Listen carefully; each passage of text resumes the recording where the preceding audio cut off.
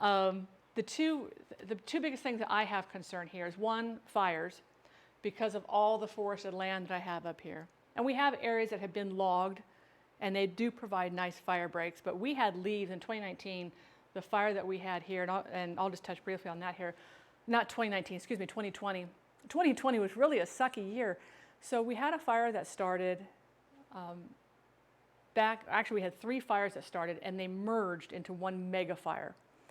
Now where I live is 7.5 acres of ranch land, okay? It's very flat. I do have a couple of trees. I have the creek that runs down the length of my property. I have 180 acres over here that's all cattle grazing property. And then there is another 10-acre piece of land with a house, 5-acre piece of land with a house, 7.5-acre piece of land with a house. Those houses are towards that street, so my land butts up to their land, which makes a big swath of land, right? And that makes a good fire break. However, the problem happens when the winds pick up. Now these winds bring in all of the detritus that was coming in from the fires. I had sticks in my yard that were, 1 foot to 2 feet long, about as big around as my index finger, so about 1/2 inch, that were smoking, that were landing in my yard. Now these are sticks. Now think of the wind that's bringing those in up, because the wind's just swirling, and it's dropping these sticks on my property. And it's not just dropping them out in the grass area. Now this was at the end of September, so everything was still super dry. Our rain season hadn't started. So it's dropping them out in the grass area, but it's dropping them on my roof, and it's dropping them on the sides of the house, and everything. So the other part about the wind is that in most of your houses, if you have eaves, you've got air vents, okay? And these air vents are allow the heat to escape during the summer months. But when the wind is blowing towards those vents, and it's carrying with it leaves that are on fire, and pieces of leaves and pieces of twigs that can get blown into those vents, then you have a problem, because that can ignite your insulation and anything up inside there. So, hello, Hungry Wolf. Thank you for coming in today. I appreciate that. I love that. So for us, when this fire came through, we were on Get Set. I have no idea what that, oh, Gamer Girl. Thank you for the follow. I appreciate that. Welcome on in. Today's a kind of a different stream for me. I'm normally doing food and drink, and we're cooking. Today we're doing a just chatting stream. I'm going over my bug out bag. We're going to be talking about emergency prep and getting ready for it. And I'm going to kind of break this down a little bit more for you. FEMA has some great stuff out, so does the Red Cross. But when you read all of that paperwork that they want to throw at you, which I read a lot of stuff online. I was watching you on my main account, but it wasn't verified, so I'm on my alt account. I like alt accounts. Sometimes we have to go with our alter egos, just like Batman. Just like Batman. Oops, I just closed the wrong chat window. Okay, there we go. I thought I closed it out. I just put it behind me. Okay, I'm not going to touch it anymore. So for me, we were on Get Set for, I want to say 5 days. We lost power within 24 hours. Our power was out. And that's because the lines were 2 alter egos, K-Rocks and K-Rocks. It's supposed to be 96.7. If you want to do 69.7, that's fine, but that's not what I call you. You will always be 96.7. That was one of my favorite radio stations when I lived down in Southern California. Go away, you're not welcome here. So we had no power for 7 to 9 days. It came up for a little bit and then went back out. And there were people in other areas that went out for a lot longer. But the scary part is that by the time I got home from work, the smoke was so bad you couldn't see driving on the freeway. I went to work at 9 o'clock in the morning. I left my job at 2 o'clock in the afternoon, and it looked like it was 12 o'clock at night. It was that dark. So by the time I got home, did my internet just go out? Or are we still live? Because I just realized my security camera is saying that there's no internet on there. So I'm hoping that we're still live. I'm good, thank you. Okay, so the camera's just freaking out over there. It must be this fly, it's making me angry, so it must be making the camera angry. So by the time I got home, it was like completely dark, and I was watching the ash and stuff rolling on the streets and it was, with the red, and I was like, okay, this is bad news.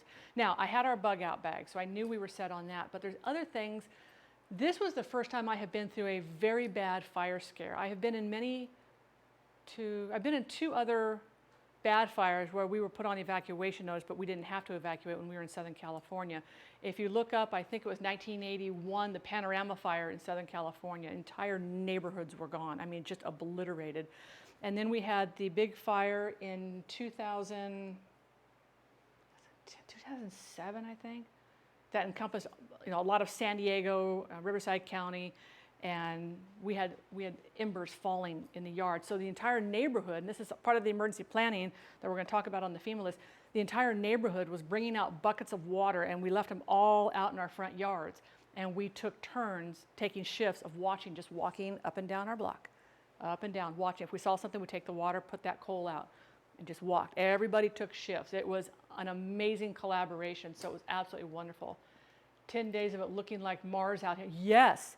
The red, it's just mind-blowing. Yeah, and like the Paradise Fire in California. As a matter of fact, a lot of well, I shouldn't say a lot, but I think 18 of the people who were involved in the Paradise Fire of California who lost everything now live up here in my town. And I really want to get them on a speaking presentation about what it's like to go through a fire. So the reason I want you guys to prepare, and I want you guys to start with a bug out bag. Then we're going to do a show later where I talk about not just emergency food prep, but being prepared for something longer.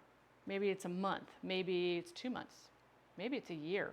For me, if the Cascadia fault line goes, with all the projections and everything that's out there, it will be upwards of a year or more before we will have things restored to us like gasoline, fuel. Our hospitals will be decimated. Most all of our hospitals, except for the one that's here, that's in my town down the way, anything that's on the opposite side of the I-5 freeway is going to be just decimated. Luckily, I'm well in from the I-5 freeway, so I'm very happy about that. Y'all come over here, right? So you have to think about bigger emergencies. Now, there's a misnomer with regards to the term prepper.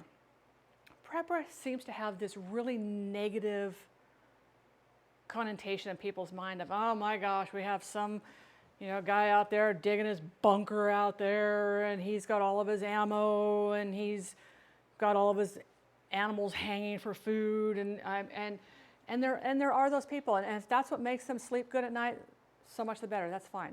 They can do it on their property, whatever they want to do.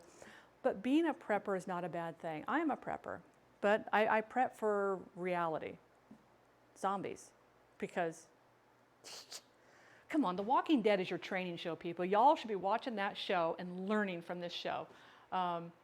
So when you guys prepare for an emergency, we're going to start with some basic stuff. And I want to tell you guys a story. So for me, in 1992 was the Landers quake in Landers, California, and that's part of the high desert. And at the time, I lived in San Bernardino. And the Landers quake was the one that gave me pause. That was the first earthquake that we went through where we had damage. I mean, we've been through earthquakes before in Southern California, and in Southern California, I mean, I'm born and raised in Southern California. I spent the first X amount of years of my life in California. And so they always come to at like 3 o'clock in the morning. Kids get sick at 3 o'clock in the morning. The emergency phone call comes in at 3 o'clock in the morning. The earthquakes happen at 3 o'clock in the morning. Something weird about that. But always the earthquakes would hit, and you wake up and you feel it. And you're like, okay, is this the one I have to get up for?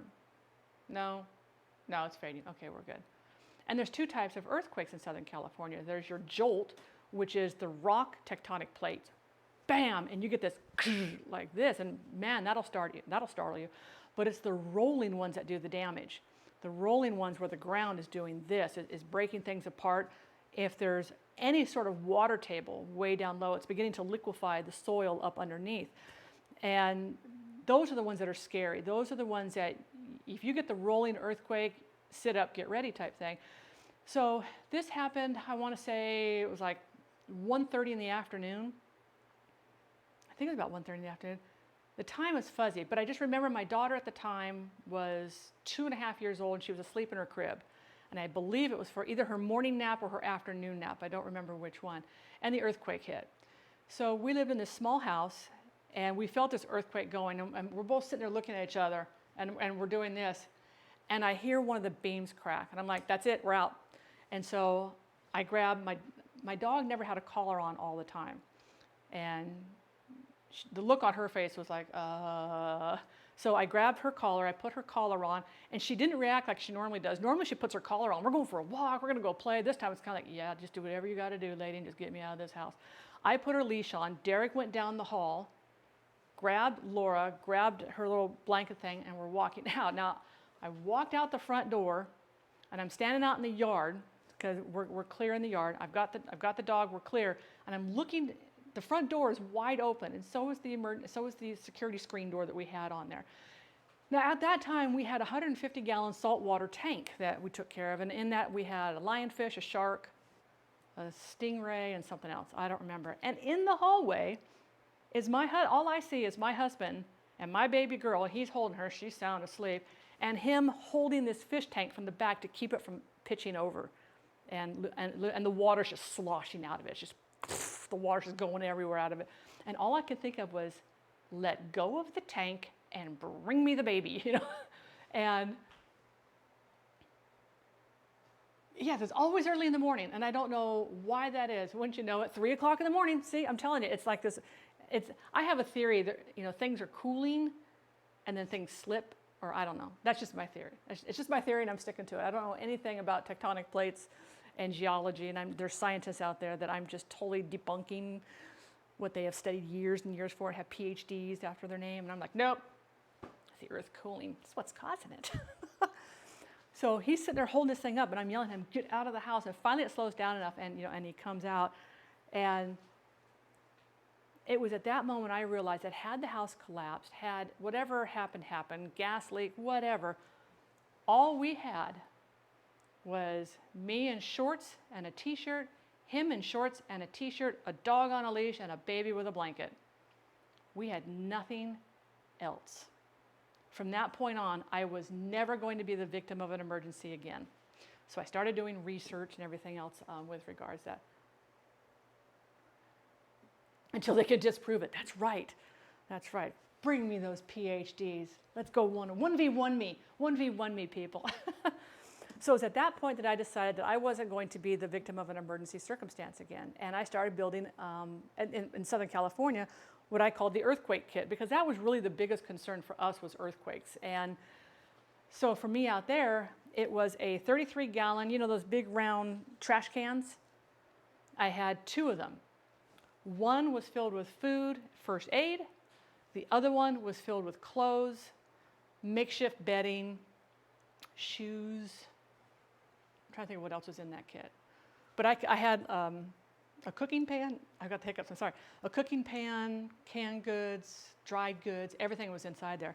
And I had a calendar reminder that every 6 months, all the food got rotated. So all that food came out, went in my cupboards for us to use, new stuff got put back in. And I stored it on the outside of our house to where even if the house went down or whatever, that was still accessible.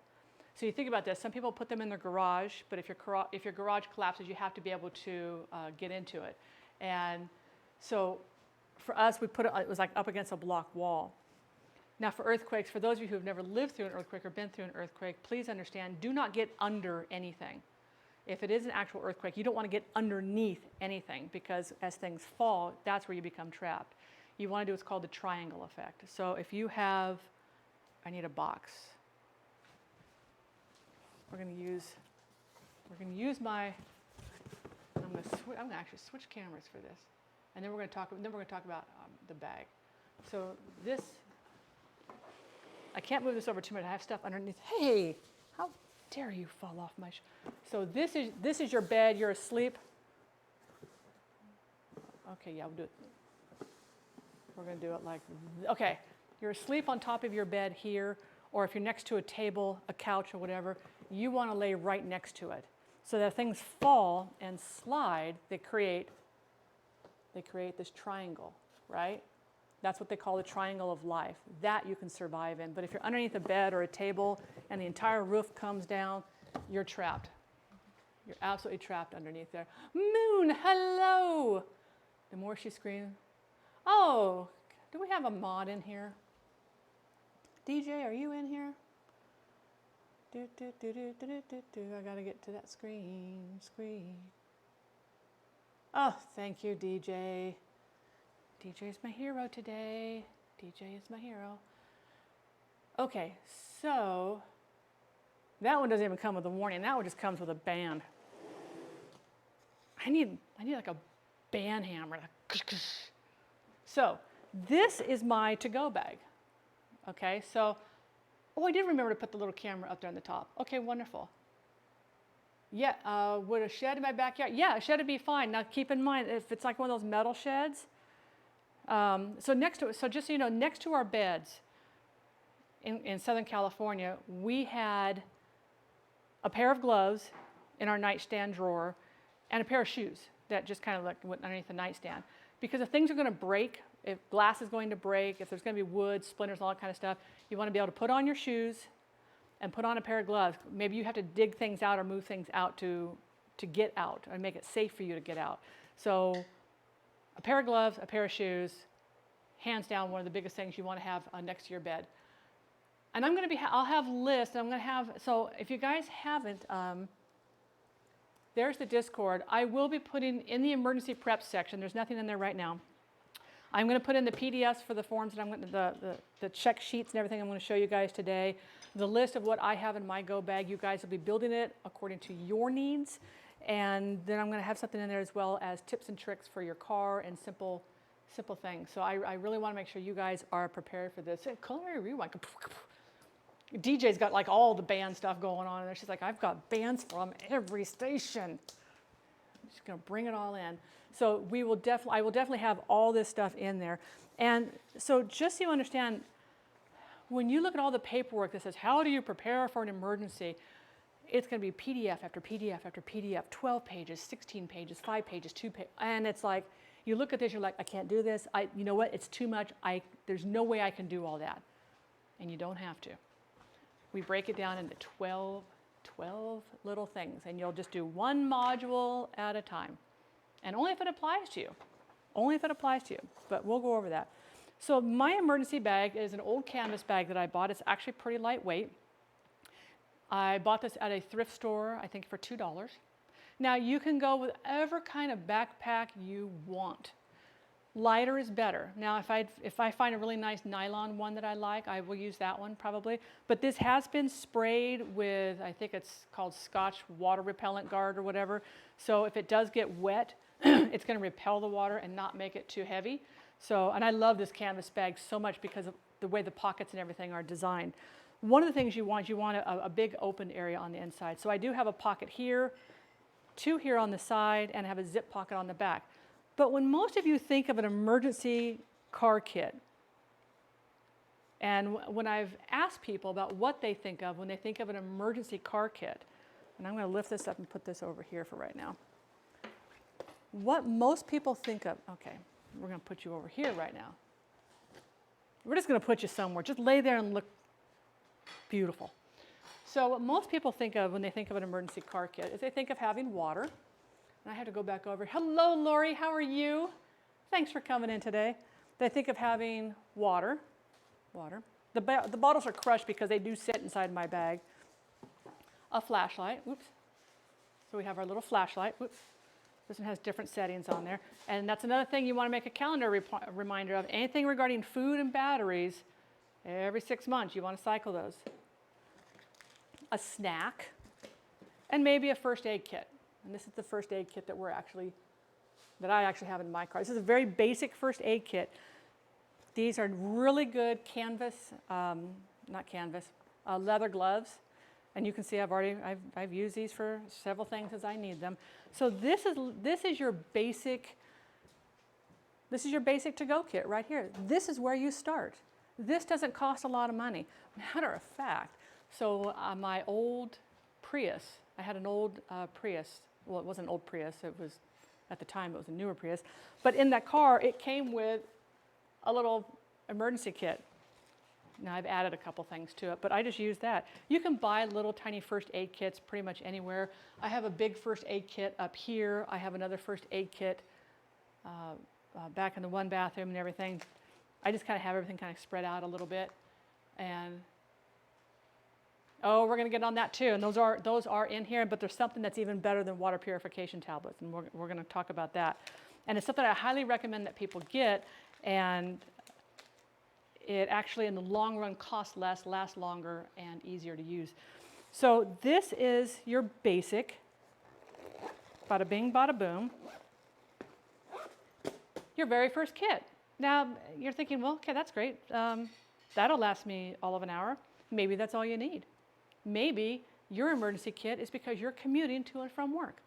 And maybe in commuting to and from work, you get a flat tire, or something goes wrong on the freeway and you have to leave your car. You have some water to get to the next off-ramp. If it's an emergency, remember, you don't know what the conditions of the roads are going to be like. So ladies, for all, where's my little list over here? For all the ladies in the house, in the back of your car, today, in the back of your car, I want you to put two things that would make my heart happy. One, a pair of pants, preferably a pair of jeans. Yoga pants are not pants. Yoga pants are for yoga and for stretching. They're not pants that are going to protect your legs. A pair of pants and a pair of like old tennis shoes, good sturdy walking shoes, whatever you have, put those in your car. Because if you're commuting to and from work and you're wearing a dress and high heel shoes and you look very nice because you're going to work, got a business meeting going on at 10 o'clock, maybe that promotion's coming on, and you're in a situation on the freeway where you have to abandon your car. And now you're in high heel shoes. This way you can put on your pair of jeans underneath your dress. You can strap on you and put a pair of socks in your shoes as well. Okay, 3 things: socks, shoes, and jeans, and put those inside your car. If you have to, believe me, you do not want to walk. Freeways are hot. Freeways are hot. That cement gets hot. The heat from the cars heats up. The heat from the trucks. People think when we used to ride motorcycles, oh, it's so nice. You've got that. You can't get hot because you got that breeze that's always blowing on you. Sometimes that breeze is 100 degrees. It doesn't cool you down. It doesn't cool you down. Yes, it's worth its weight in gold.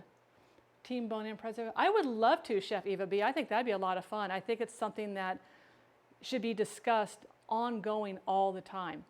All the time. And if you do discuss things all the time, and I told this to Blue, we were talking about different things. We were talking about fears, fear of spiders, fear of snakes, fear of heights, flying, all this kind of stuff. And a lot of the times, what people don't realize is that fear, and they map the brain. So they would put people into MRI machines, and they would map the brain and show them puppies. And they'd see where the brain would trigger. And then they would show them children laughing. Then they'd show them a scary movie, or they would show them things that would scare them. Then, the person had to fill out a form. They'd show them spiders, and they'd watch where that triggered. Then they'd show them something like a roller coaster, like they could feel like they were on the roller coaster, and they'd watch where that triggered. And it turns out that excitement and fear trigger in the same part of the brain. And they're basically the same thing, but it's how your mind dissects it and perceives it. So when I tell people to do public speaking, because like my husband doesn't like public speaking, but when I tell people to do public speaking, is don't get up on the stage and say, oh gosh, hi you guys, whew, I'm so nervous to be here. You instantly put yourself in the negative. Rather get up there and say, all right guys, put that smile on your face. Here we go. I am excited to be here today to talk to you about X. And now your mind's triggering a different reaction. So by taking the fear of something away is by talking about it, putting it under the light. Don't keep it inside here. Put it under the light, examine it, experience it, and more of that fear is actually taken away. Yep, we've got that covered too. We've got that covered. You should see my counter over here. This is filled with stuff that all fits in here. So it's all, okay, I'm gonna kill that little thing here soon. I need chopsticks. I'm going to snatch it out of the thing. So this is your basic. So we have our flashlight. Does this show up over here? I don't think I was able to get my camera all the way over there. So this is going to, okay, so now I know where my ending point is. And by the way, we should start a poll on how soon before that flashlight hits the floor and scares the crap out of me. We've got our water. Maybe the water will act like a wall. we have our snack, we have our gloves. I am going to move the bag over here. And then I'm going to go over, and we have our first aid kit. We have our gloves. Gloves are extremely, extremely important, and not just canvas gloves. So I carry, these are just plastic. I buy a box of plastic gloves. And these stay in my emergency, these here stay in my emergency kit. What do you think about water storage? Oh, yeah, don't. If you're in a place where it gets really, really cold and your car is not in a garage, if you do have water in your car for an emergency, take it out of your car. It will explode. If you have several days of freezing, meaning during the daytime hours, it's not hitting 32. Sun on the car does keep the car warm, but if you're in an area like South Dakota and stuff where it gets like down to like negative 20 degrees, it's going to blow up and then it can refreeze and yeah, you can get an actual before the flashlight hits the floor. Cinnamon ducky, what the heck am I saying? I am so sorry. How are you, Cinnamon? Nice to see you. Thanks for coming in today. I appreciate that. But it will cause the sweetest, and that's what we can. So, but these gloves, I also recommend you keep a set of gloves in your car if you live in a state where they do not pump your gas for you. This is a safety thing. This isn't necessarily for emergency prep. This is a safety thing. I went to Costco years ago, and it was down in California. I think it was a Costco. It's Costco in San Bernardino, as a matter of fact. And I went down there. In California, you have to pump your gas. In Oregon, they pump your gas for you, which is really nice. Love that. So down in California, I take the pump, I put it in there, wait for it, take it off, and pull my hand away, and I have blood all over my hand. And I'm like, did I cut myself? Was something on there sharp? And it wasn't my blood. It was somebody else's blood on there. And that was the most disgusting, scary thing. I was like, oh, and I had made them get a sanitation kit so I could actually clean my hands. So, yeah. Oh, thank you. I'm glad you like the hair. It's fun. It's a fun hairdo. I'm not the old gray mare anymore. Well, I still have some gray. I still have some gray hair. So do keep some gloves. And I only use one. I use that. I go up. I put my card in like this. I use the gloved hand to enter my zip code, pump it up, and then you can peel it off and throw it in the trash, and you're done. You're done. Don't leave them laying on the ground. Don't leave them laying on the ground. Okay, so other things with regards to how I build mine. Now, mind you, I live in an area where if I get on the freeway here and I travel down to the next off-ramp, which is 2 miles away, wooded area and some homes. If I go to the next all wooded area, right? Maybe there's a situation where my car goes over the edge. Maybe I'm in a crash. Maybe there's witnesses. Maybe I hit black ice. There's no witnesses. So that's where I'm going to take us. That is going to be our case scenario. I have gone off the road, and because of the speed of travel, speed limit here is 70 miles per hour on the freeway. Because of the speed of travel and the distance in which I traveled, I've gone down into the brush and bush, and it's snowy, it's cold, this type of stuff. And oh my gosh, are you guys all voting yes? I hope it doesn't happen. I hope it doesn't happen. So the things that I'm going to put out here and show you is not in order. I'm just going to show you what I have for this worst case. KFC Fighter, hello. Thank you for coming in today. We're talking about our emergency to-go kit today. This is a pack that I carry. It's in my car with me wherever I go. If it's in my car, and let's say I go to, I'm at work for the day, and somebody says, hey, let's go to lunch.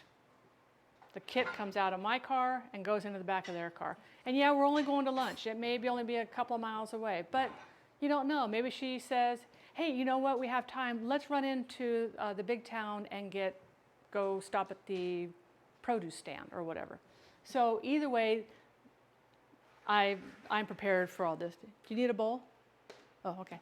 So the stuff that I'm going to put out for you as I bring this out and put this here on the counter, it's going to take up quite a lot of space. And I will talk about each of the items and how they pertain to me. So that's something you need to think about for your Go kit, is what pertains to your area. So one of the things that pertains to, so this is one of my immediate, what I call immediate toiletry bags. This is something that would pertain very well to DJ Skids, who lives in Arizona. So these are wipes with 30 SPF in them. I don't want to carry a big bottle of sunscreen in a car. Number one, it's heavy. And number two, in and out of the car. So these, you can wipe all over your face, you can wipe them on your arms, and you now have 30 SPF in there. Where I live, it can get very, very cold. So these are hand warmers. So you take these out of the bag, you snap them and break them up, and they put out heat for 10 hours. When I would use these would probably be if it was at night and you had to keep warm. You can put these in the bottom of your shoe. You can put these in the bottom of a boot. Keep your feet warm. Having your feet and your hands and your neck warm if you're asleep in a car. And one of the streamers, oh, hello, Keen, hi. We are just talking about all the stuff that's in my Go kit. And like I said, in the Discord, guys, I will have all the handouts and everything. These are just some huggy wipes. And these are great because maybe it's hot, and if you're stuck for 2 or 3 days or whatever, you're not going to have access to a shower. It's kind of nice to have something that, you know, you can kind of like wipe your face, wipe your hands. It's 50 proof, 50 SPF. Ethanol? Why are you carrying ethanol? That's some toxic, that can be some toxic stuff.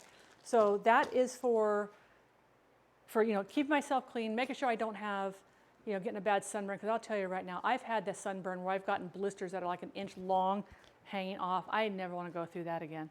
Never want to go through that again. Another thing I keep in my car, I keep a toothbrush, toothpaste, dental floss, my husband's toothpaste, he has his own toothbrush. If you're stuck for a couple of days, let me tell you, sometimes just brushing your teeth makes you feel like a human being again. And that to me is huge. Okay, that makes sense. That makes sense. So remember, I'm planning on 72 hours at this point. I am planning on a full 72 hours of not having any human contact. So I'm thinking of things of what makes me feel good. And I'll tell you right now, and I know this sounds silly. First time I went to the dentist, I think I was 12 or 13, and I had pretty much a cavity in every single one of my teeth. So for me, I'm never going through that again. So for me, being able to just brush and floss my teeth, because for 3 days not being able to do that, holy schmoly. I thought I was cool for not putting on sunscreen. Ooh, yes, that can be. So, and here, I remember my throat lozenges, because I knew I'd be doing a lot of talking today.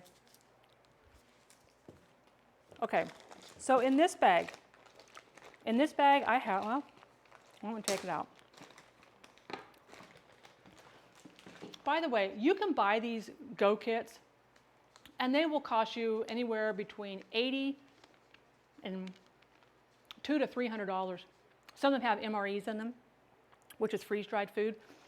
I do my own freeze-dried food, so I can carry my own food like that.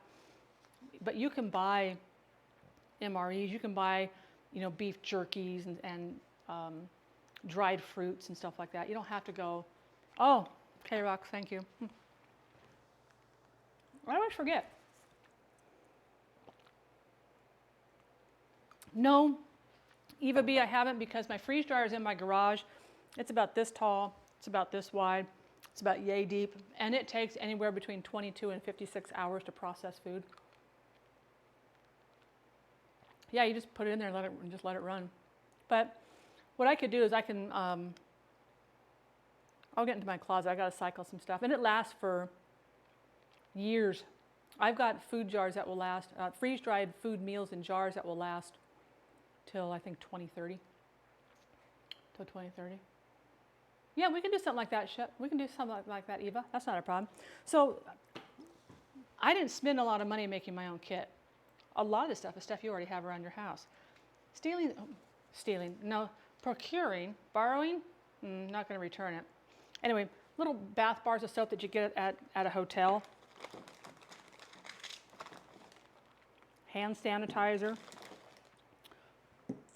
I don't know why I have two, but I just do. Now this is not just inside here. It's Aleve, some Bayer aspirin, and allergy pills. Now remember, if you're borrowing for on an unlimited time, there it is, Crocs. If you're storing medication in your car, you need to think about not only just over-the-counter medication, but are you taking prescription medication?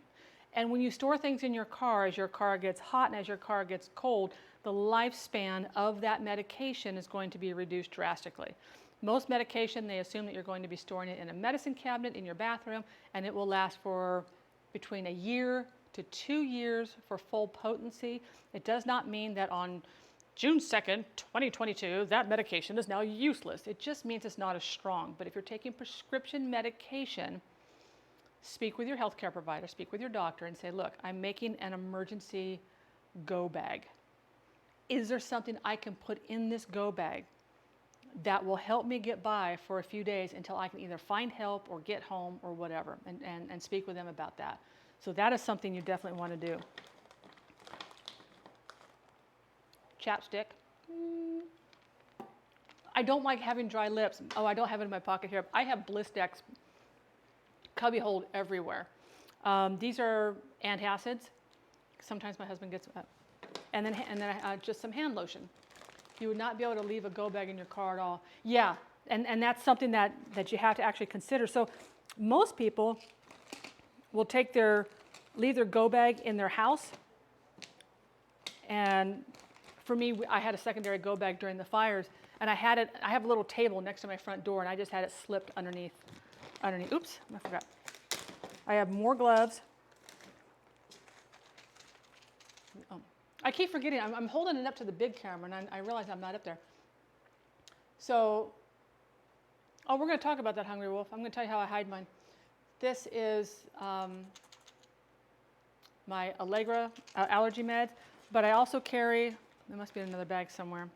Oh no, I have to cycle it. I took that because I had to cycle it.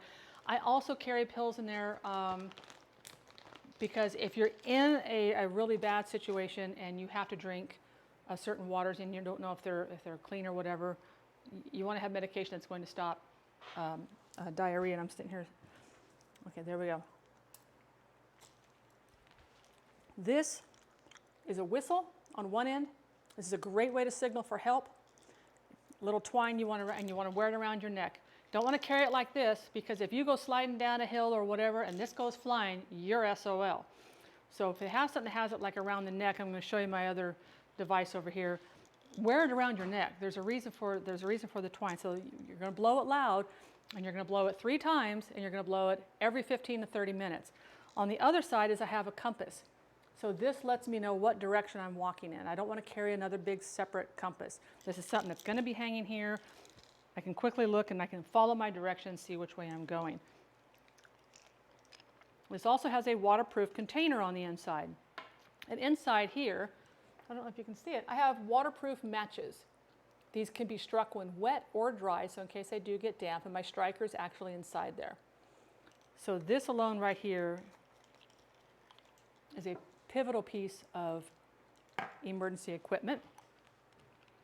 Again, didn't spend a lot of money, and I don't want to blind you guys. I'll keep it down. This is an old mirror that I have from one of my old makeup kits, but this is used to signal. So if somebody's looking for you and you can't leave your car, maybe you can't hike out, maybe I went off down into a ravine, I can signal if I see an emergency plane or if I see an emergency helicopter. So this is something it's extremely useful for signaling.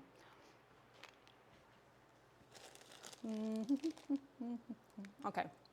Let me turn that one over. A knife. Now this is a smaller knife, but it does have a serrated edge, which allows me to cut cord and cable. I do keep this knife very sharp. It stays inside my bag, but if I have to leave or abandon my vehicle and I've got my bag with me, this knife has a clip, and it will now clip on to where I have easy access to it. So it's going to be clipped on to my belt. That's a very important. I have to use Flonase now.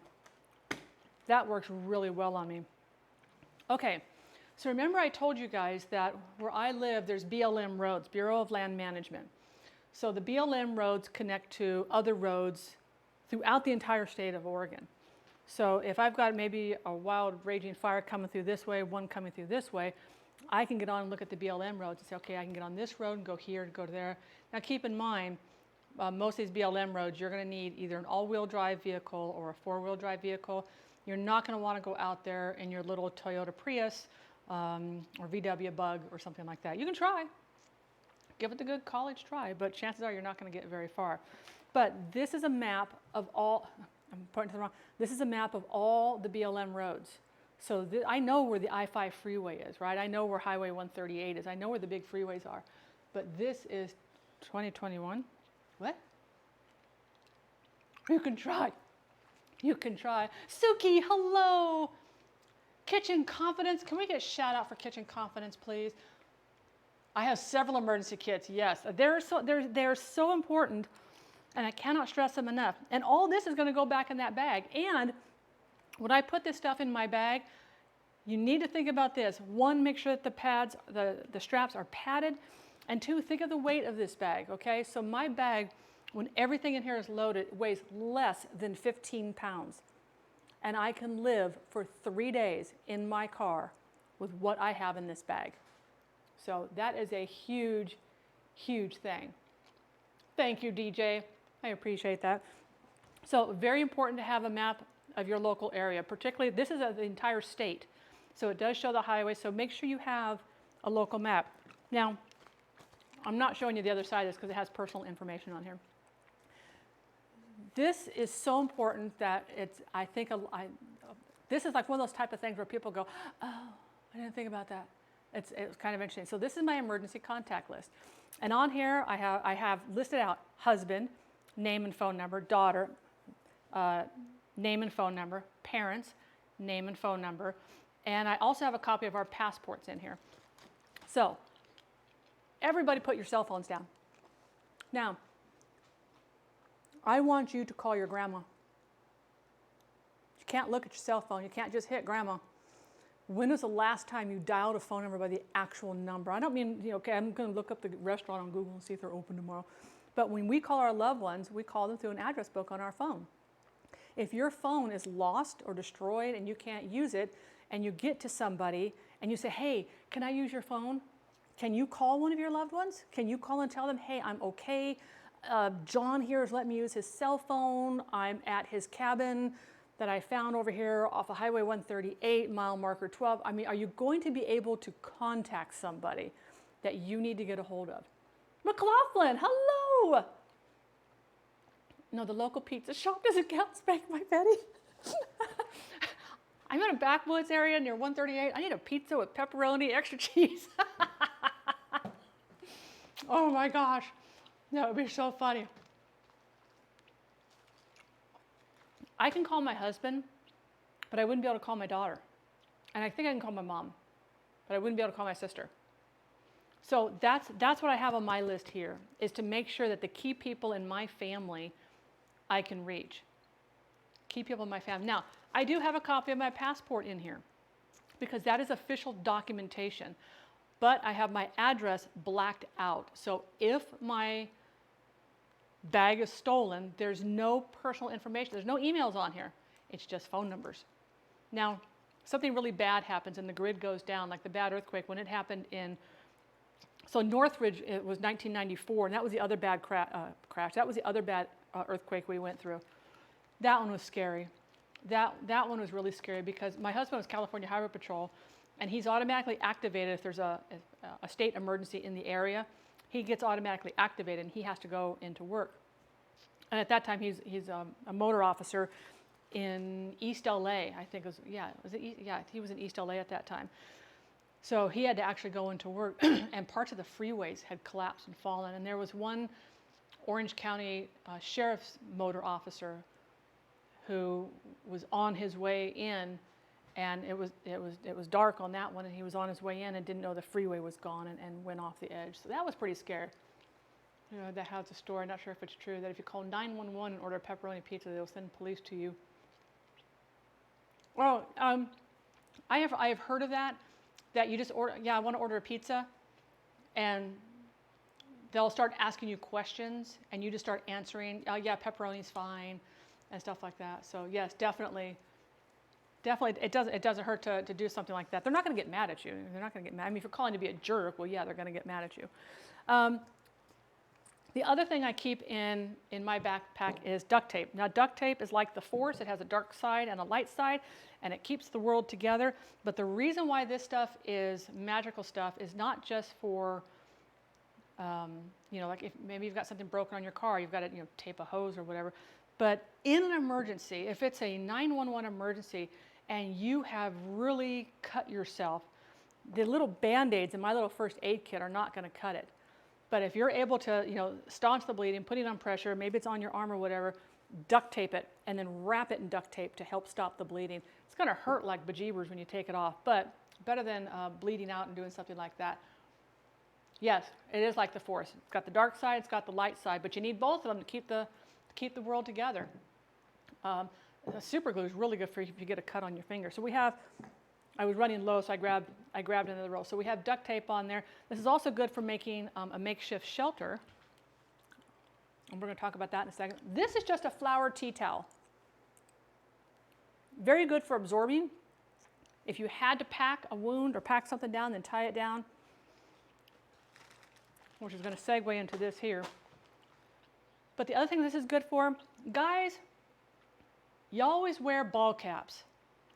By the way, and I'm going to put this out there for official record. A ball cap is a ball cap. It is not a hat. A hat has a brim. So they are caps.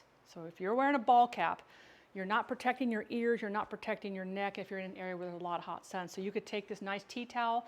If it's super, super hot, if you have water someplace, get this wet, put it on your head, let it hang down, put your cap on. It's going to act like a swamp cooler and keep you cool. And it's also going to keep your face from getting, or your neck and everything from getting super, super sunburn. But these little things, they're cheap and they're extremely, extremely useful. So now, gentlemen, part of this is for you, but the rest of this is for the ladies. And I'm really glad how commercials have changed, by the way. They're shining the light on the fact is that women menstruate and they have different needs than men do, okay? So making sure that you have feminine hygiene protection, not just for you, but if you have daughters or whatever, having stuff like that is where, oh, go have a nap, Casey. Thanks so much for coming in. I appreciate that. Reminds me that I need to update my bag. Yes, I thought, I've got to update some stuff on mine. Let's do a stream on it, take everything out, and show everybody what's in it. So keeping sanitary napkins in your car. Now, for me, I don't have to worry about this. Already went through all that. But these are sanitary. These are great for bandages. So if you do get that cut and you don't have like the big bandages, you can take the sanitary napkins and put it on your arm, on your side, on your leg or whatever, and then duct tape that to help absorb and also keep it clean and keep it sterile until you can get to help. So these are fantastic for bandages. But we're going to get to another issue. Riding a motorcycle, and I wear Kevlar pants, which go over my jeans. I've got my Kevlar jacket on, and we have been on some back roads, some beautiful countryside riding motorcycles. He has to go tinkle. All right. Well, so do I, but we're in the middle of nowhere, and there's no place really safe that's not like a ditch down or whatever for me, but guys have it easy. They just stand there and go. They don't have to worry about. And women, we don't have that luxury, okay? Not to mention the fact that if you're a female alone, you're at your most vulnerable at that moment, right? Because there you are, pants around your ankles, squatting down, trying to use the facility. So I'm just going to, of course I do. I love my motorcycle. So there is a device that I suggest all women get on the internet and purchase. This also helped me. Matter of fact, this wasn't just for my emergency go kit. I mean, this is mainly for when we rode motorcycles, and then it went into my emergency go kit. But it was a lifesaver for me when I broke my foot. So 3 weeks after we moved into this house, I fall out in the front yard, being stupid, thought I was being attacked by something that I wasn't. And I stepped back. This is my foot, and these are my toes. My foot went up to here. My toes cut my shin here, and I broke the heel off the bottom of my foot. And I couldn't stand or walk or put any weight on it whatsoever. So getting in and out of the bathroom on crutches, no less, which I am not coordinated, was absolutely horrendous. So this is called a P-style.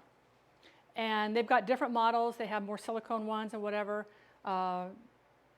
This was a lifesaver. They've got different styles. They have different manufacturers and whatever. This is the one that I recommend the highest. And they have a new silicone product now that is really, really wonderful. So how do you have an Achilles? Well, part of my heel is on the side of my foot now. It shifted, it moved. And I'll have to have surgery later, and I'll have to chop that out. But the other part, the rounded part stayed there, and then there's cartilage that built over where the tip part, it was a point of my heel, snapped off and broke. It's weird. These are a lifesaver, and I won't go into details or demonstration on that, but this is extremely useful for a woman because now you can stand up and do your business and be aware of your surroundings. Not trying to keep your balance, looking down, trying to hang on to things. But this is extremely useful. Yes, on hikes, definitely. I'll tell you right now, you do not want to squat down in poison ivy or poison oak. Now, we have poison oak up here. We don't have poison ivy up here. So these are extremely, extremely useful, along with the feminine hygiene products out there, great for bandages and other emergency things on there. So that's extremely important right there. Because of fires, because I have the train, I might get hazardous smoke no matter where you go.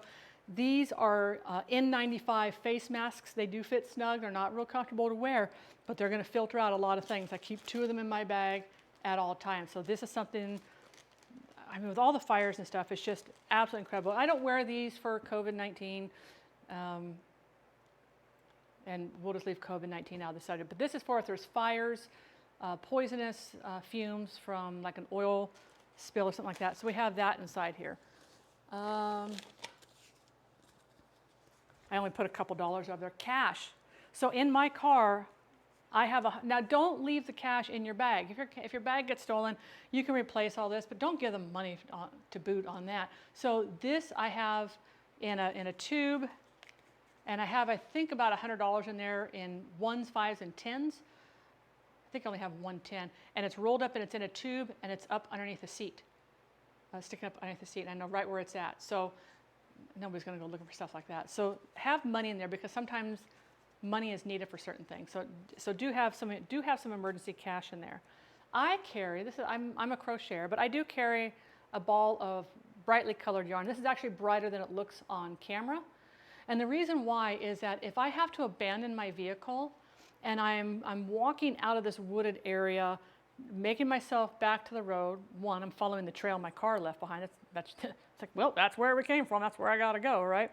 But if you have to hike out of any type of area, I can tie a little bit of this. I've got my knife, just start snipping off pieces and start tying it. So if I have to find my way back to maybe I'm not going back, maybe I'm not leaving to get out because I know the road is gone or whatever. Maybe I'm searching for food or water and I need to find my way back to my car. This is my way to find my way back to my car. Don't want to leave breadcrumbs or popcorn because you know the crows will come down and get it. So this is the art of H. Reed.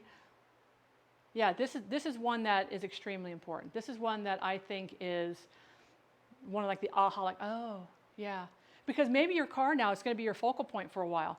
Maybe you have to stay there longer and you have to be able to, forage for food. And that's a whole nother thing. There are books on how to forage in your area. I have a great book for medicinal herbs for my area and then for the entire state of Oregon.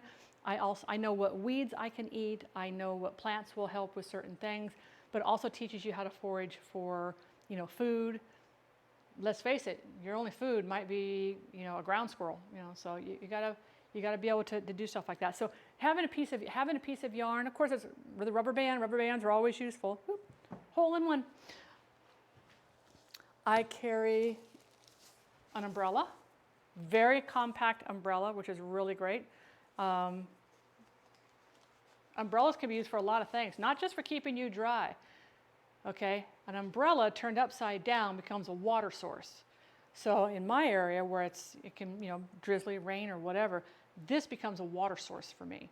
So if I turn my umbrella upside down even while it's just drizzling or sprinkling, I can catch enough water to fill a bottle. Okay, so think about that. It's not just for popping over the top of your head and keeping yourself dry. This is also a way to gather water because it's wide. You try to gather water in something like this is like a little cup. You're only going to get a mouthful of water. You gather in something like this, you're going to get a cup of water, and that can be the difference between surviving and not surviving. So that is an extremely important thing. So let's talk about water. Water, when you have to carry a bag, I carry 2 of these. That's my immediate water. Now in my car, I have bigger jugs of water, the bigger ones, and I actually have them under the seats of the car. 2-fold. One keeps them out of the sun. 3-fold. One keeps them out of the sun, so they're not going to expand and close quite as much. 2, that's blank space that doesn't get in the way of anybody by putting them underneath the seats, like the front seats of the car. 3, it keeps things from getting lost under the seats of the car because it can't get kicked underneath or dropped because there's water bottles there. So I have the bigger bottles stuffed underneath the seats of my car, and that's emergency water. But where's your sword? KC has it. He's borrowing it. He went to go take a nap though, but KC has the sword. Right now I just have a small knife and my chef knife, and that's all I have. But if you have to abandon your vehicle, or it's like go, maybe there's an emergency, it's like you have to grab your bag and you have to go, and that's all you get. This is an emergency. It's called a life straw. You can buy these on Amazon. I bought mine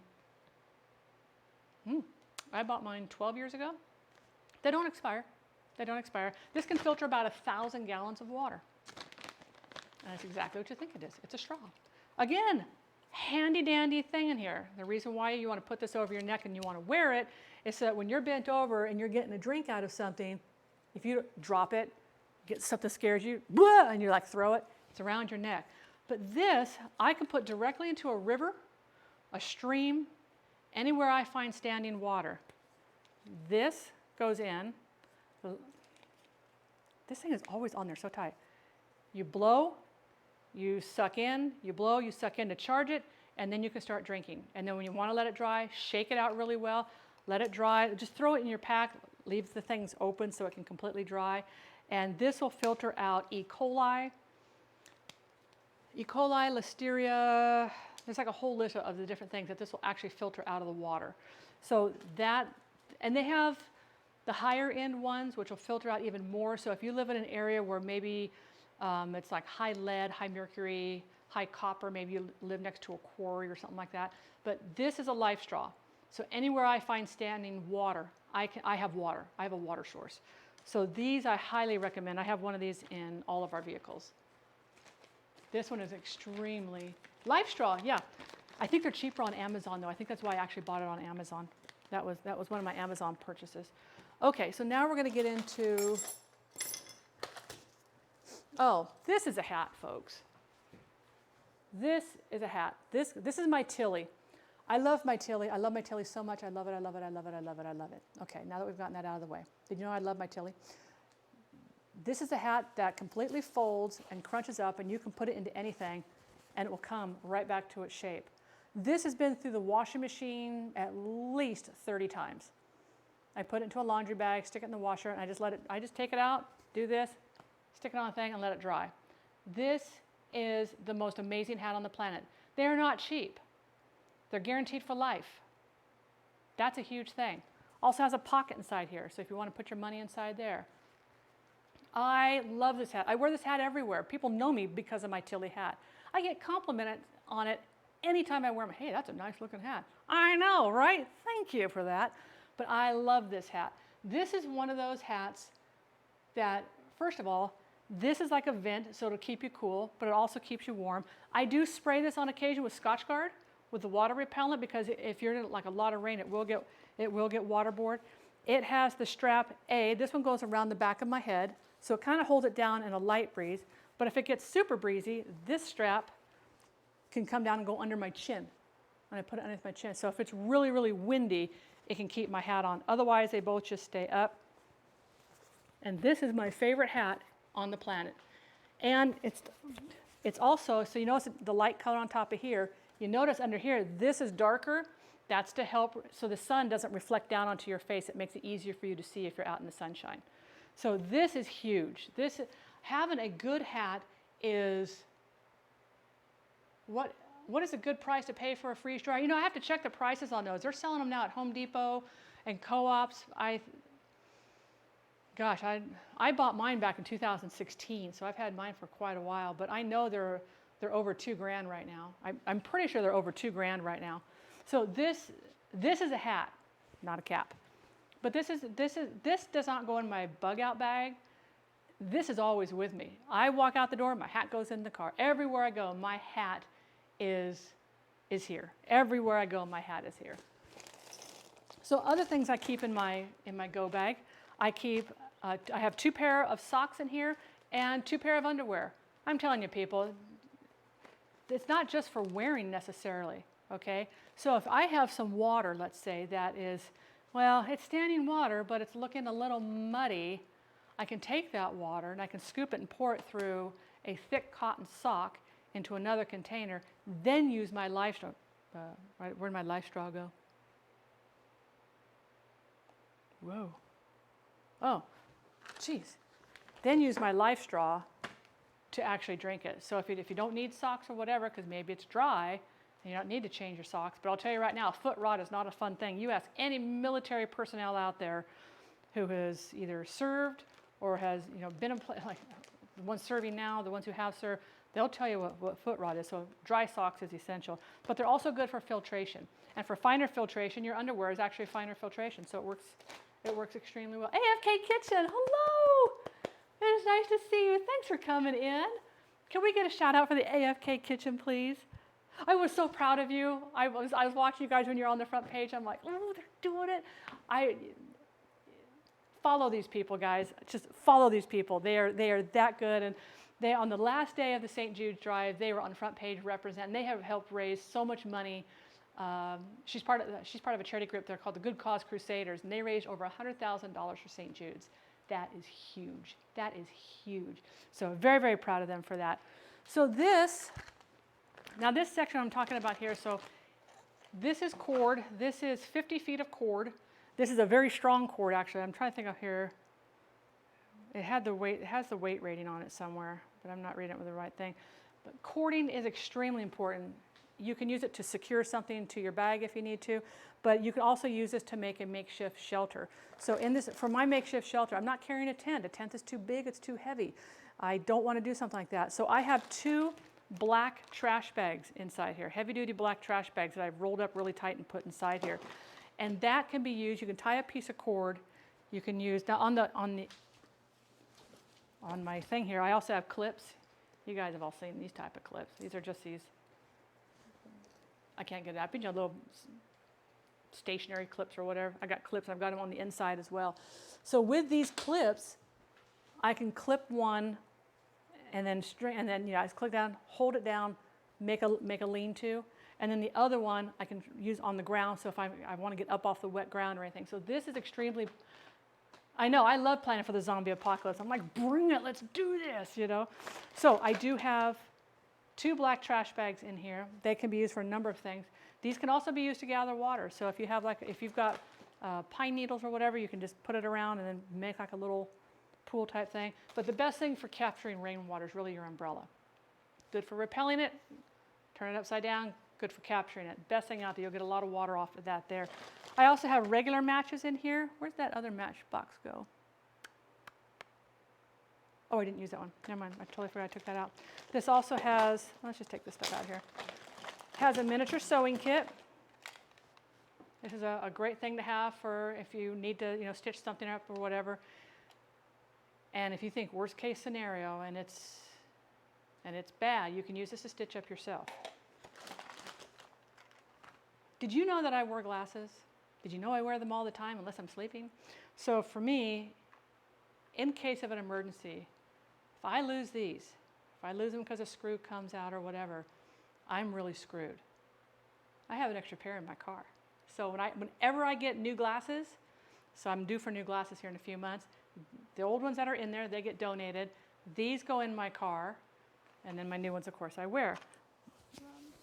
My straps are not cooperating today, but this is, and it has extra screws in here. It has extra dimple things inside here. It's got different size screwdrivers in here, but this, for anybody who wears glasses, is extremely important. And, because remember now, we don't have our glass. Now, I can't see far away. I can see up close.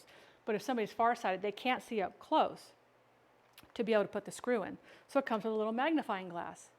What else can you do with a magnifying glass? Start a fire. You can also start a fire with your glasses. So if you don't have matches, remember the tools that you do have, okay? This is my tent, water gatherer, whatever I need this to be for, to protect my gear maybe. I've got my bags. I have extra matches. This is a key. Oh, I keep showing it to the wrong camera. Sewing kit. I don't care what the colors are. It's just a little tiny sewing kit with a couple extra needles. So if you have to darn up, maybe your clothes or something like that, or like I said, if you have to use them for stitches, the little magnifying glasses inside there with this is the eyeglass kit. This is, a standard key. You can open up, a can of something, pop a lid off of it. It can also be used to as a multi-tool. Like if you have to dig something out, this is a sharp little tool. If you had to dig like a little tiny hole or something like that, sharp little tool can actually be used for that. This is what's called a Leatherman tool. And so when these open up, so now I have pliers. I also have a saw that's in here. I've got scissors, flatheads. I've got the other ones over here. I'm going to totally bust my nail when I try and get this one out. This is the one that's really stiff. I got a little mini can opener in there. I can pop things out. It actually has there's a knife here, a saw here. So this is a really handy tool. This is probably the heaviest thing. How much does this weigh? This is probably one of the heaviest things I keep inside my bag. Yeah, that weighs 8 ounces. So that's a half a pound. So that's probably the heaviest thing I actually have inside there. But do you guys know what this is? Does anybody know what this is? So now I do carry canned goods in my car. Hey, the girl who bakes, hello! I do carry cans of food in my car, right? I don't have to have a fire source to eat these. I can just open these up and eat them. But not all cans come with a pop top. And I'm not going to carry a full-on can opener because that's a heavy tool to have to sit there and be able to open these up. So this, I'm not going to do this, gets punched down inside there, okay? So you slam it down inside there, and then you all the way around. And it's very lightweight, and it's an actual, I keep going on the wrong camera. It's an actual can opener. Now, if you don't have one that's like this, you can get these at any military surplus store. I think they're like 50 cents. They're cheap. I do have one from Russia that's a little bit different. That's this one here. It can be used to, pop things off, or you put this down inside there, hammer it down, all the way around. But, this is a little bit bulkier. It's a little heavier. So I carry my little itty bitty can opener here. I have this one here. It's done tonight stuff. Ooh, what do you make it? I forget the military. Yeah, I can't remember it either, but there is an actual name for this, Hungry Wolf. It's a can opener, Kenora. Yes, TJ, it's a can opener. So this is like my tool section.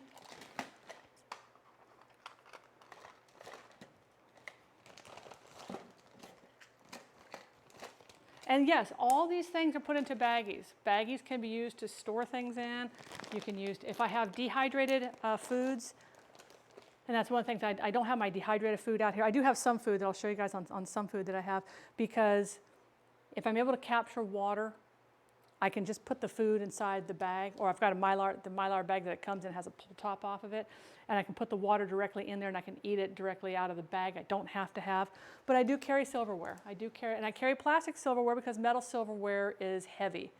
Okay, so we're thinking weight here. I'm thinking about something that I have to carry on my back, and I might have to hike, 15, 20 miles. So I'm carrying lightweight stuff.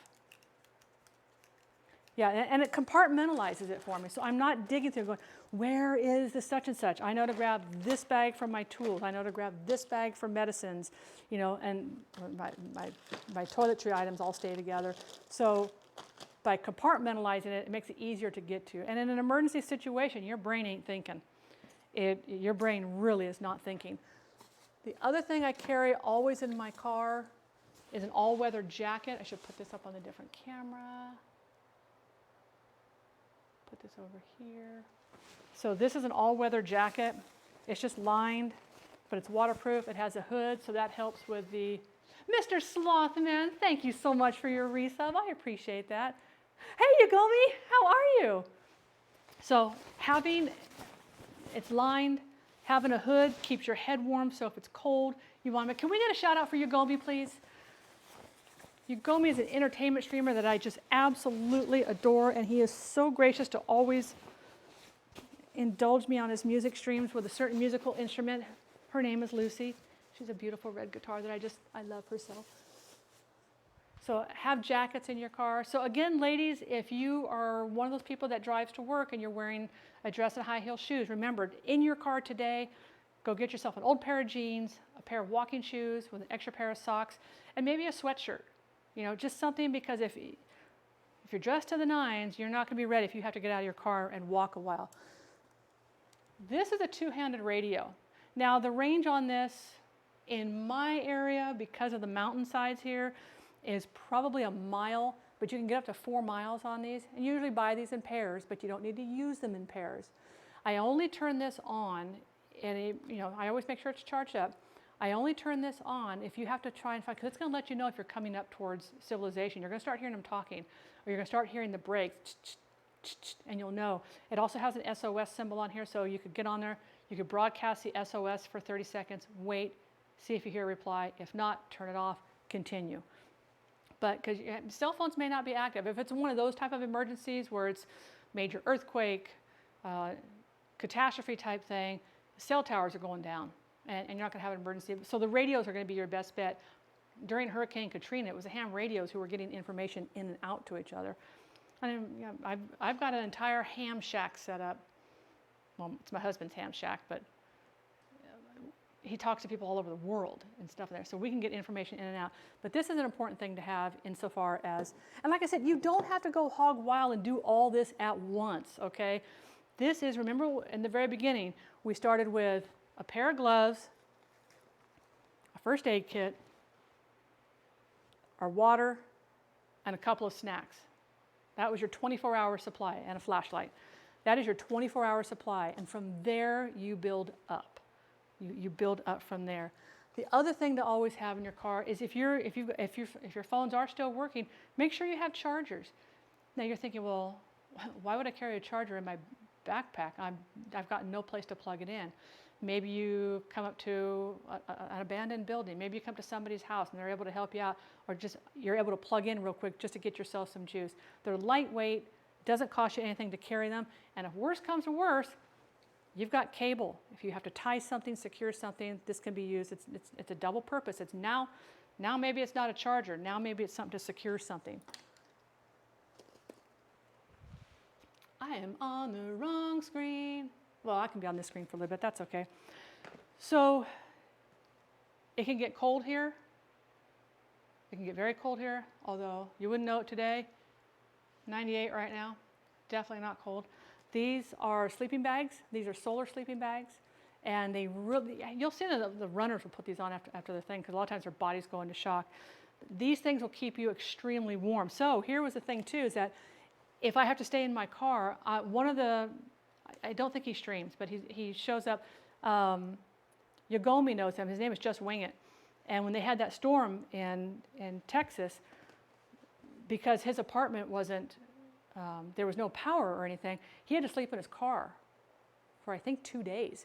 And he would turn it on, let the heater come on, kind of warm up the car a little bit. But these sleeping bags will keep you extremely warm. Now you take that and you pair it with one of those, remember those heating things?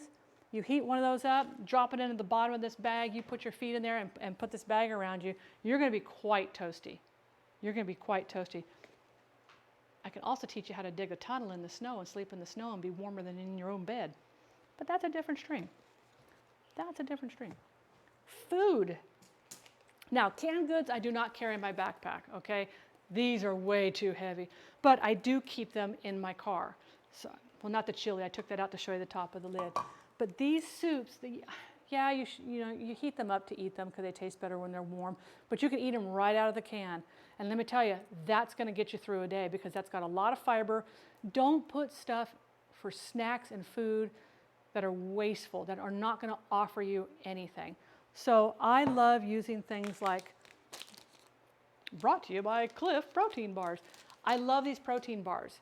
They have a little bit of sugar, which gives you that initial burst of energy, but they have a lot of carbs and fiber. So the carbs are going to be your low sustaining energy, which is going to, you've got a long hike you got to do, or you've got a long walk you got to do.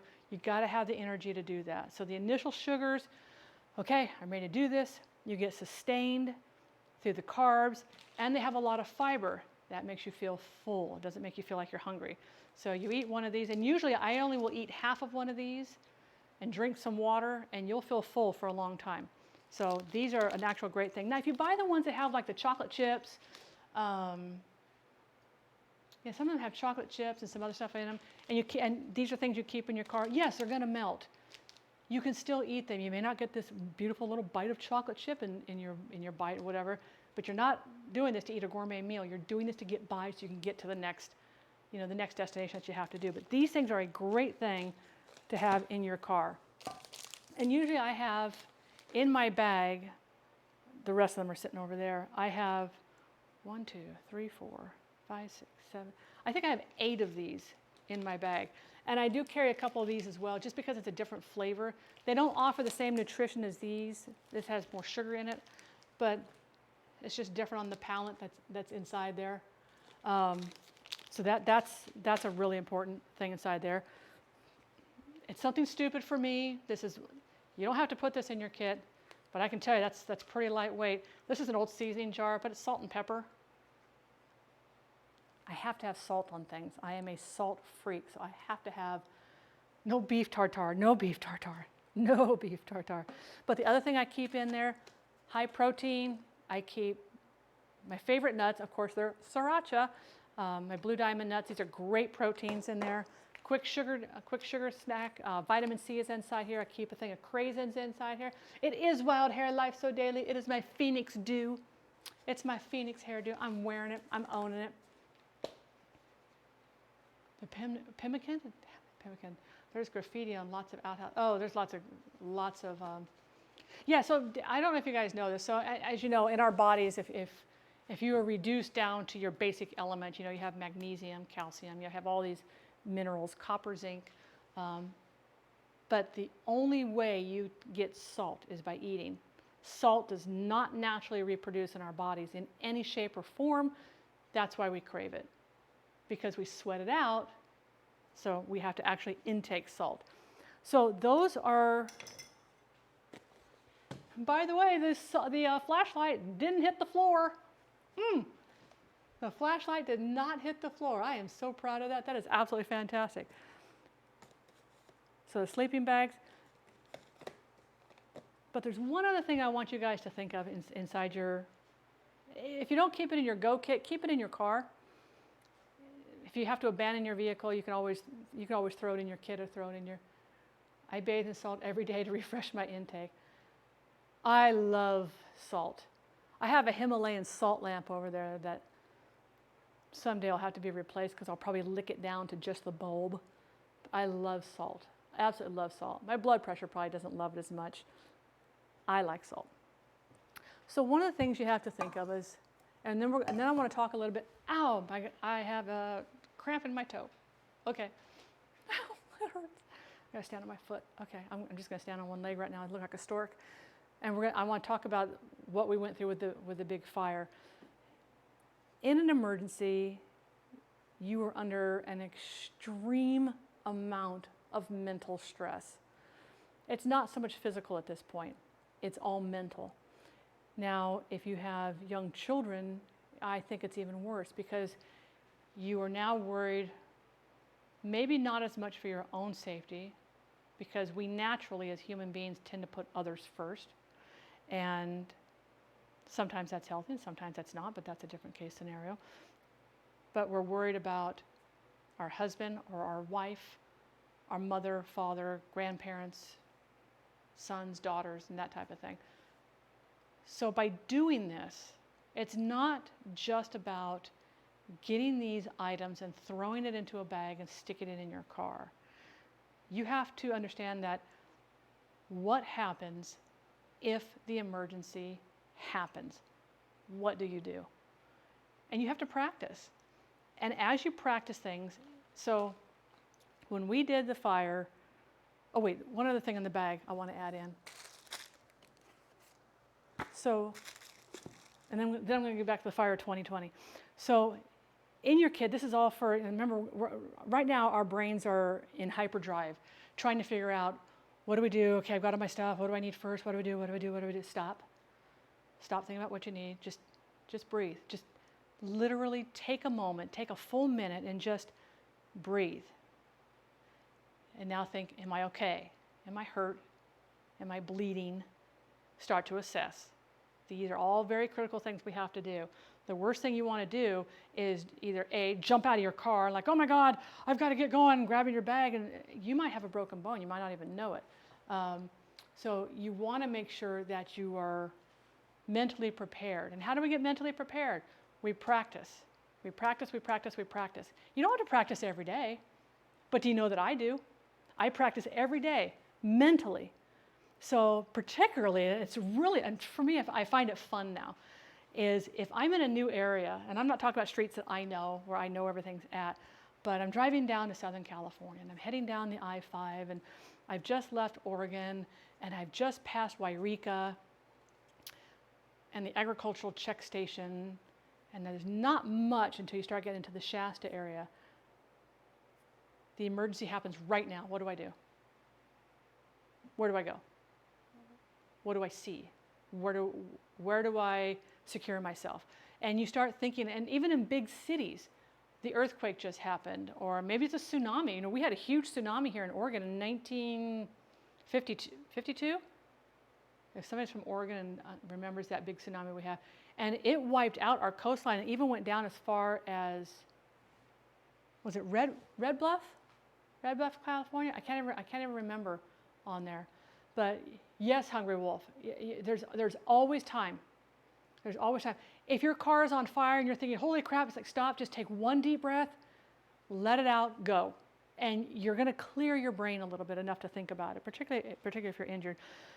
So when you're in this situation and now you've secured yourself, but now you're scared, it's getting dark. And one of the things about learning how to light a fire, and this is something everybody should learn how to do, I'm not talking about a stick and whatever, because maybe not have that, but having your matches, making a safe, secure fire, that's something everybody should learn how to do. But just having that light, it really does something for our psyche. It gives us that sense of safety, right? But we need something that has to be enjoyable. So if you do something that is enjoyable, the situation doesn't seem as bleak or whatever. Sometimes a simple treat is a piece of your favorite candy. At the end of the day, you've set up your quarters, you're thinking you're okay, this is going to get me through the night, I just got to get through the night. Just having a piece of candy that's one of your favorite candies, and you remember why it's your favorite candy as you're eating this candy. Maybe your grandmother was the one who gave you that piece of candy first, and so you smile because you think of that. This is huge. This is huge. Something to distract the mind. Maybe you want to, you can sit there and play cards. Pick a card, any card. Practice shuffling, eye and hand coordination, dexterity. Get your mind off of what you're thinking of this. Now you're focused on these cards, and all of a sudden you're like, that's right, I forgot, I need to do this. And now you do your next task. Go back to your cards. So these are things that are critically important. Having a book to read. Don't have to read this book, but it's a good book. I'm not done with it. But I always keep a book in my car. Always have a book in my car. I don't carry this necessarily in my backpack. These I do carry in my backpack. My cards, I do carry in my backpack. Again, another rubber band. Never know when you're going to need them. The book I just leave in my car.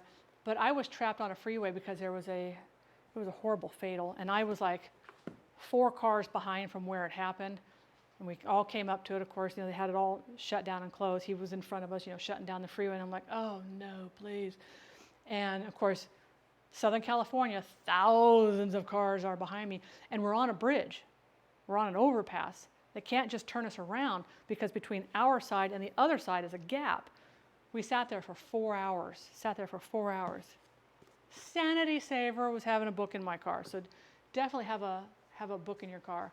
So having things that are little rewards. You did something, you did good. You got your car set up.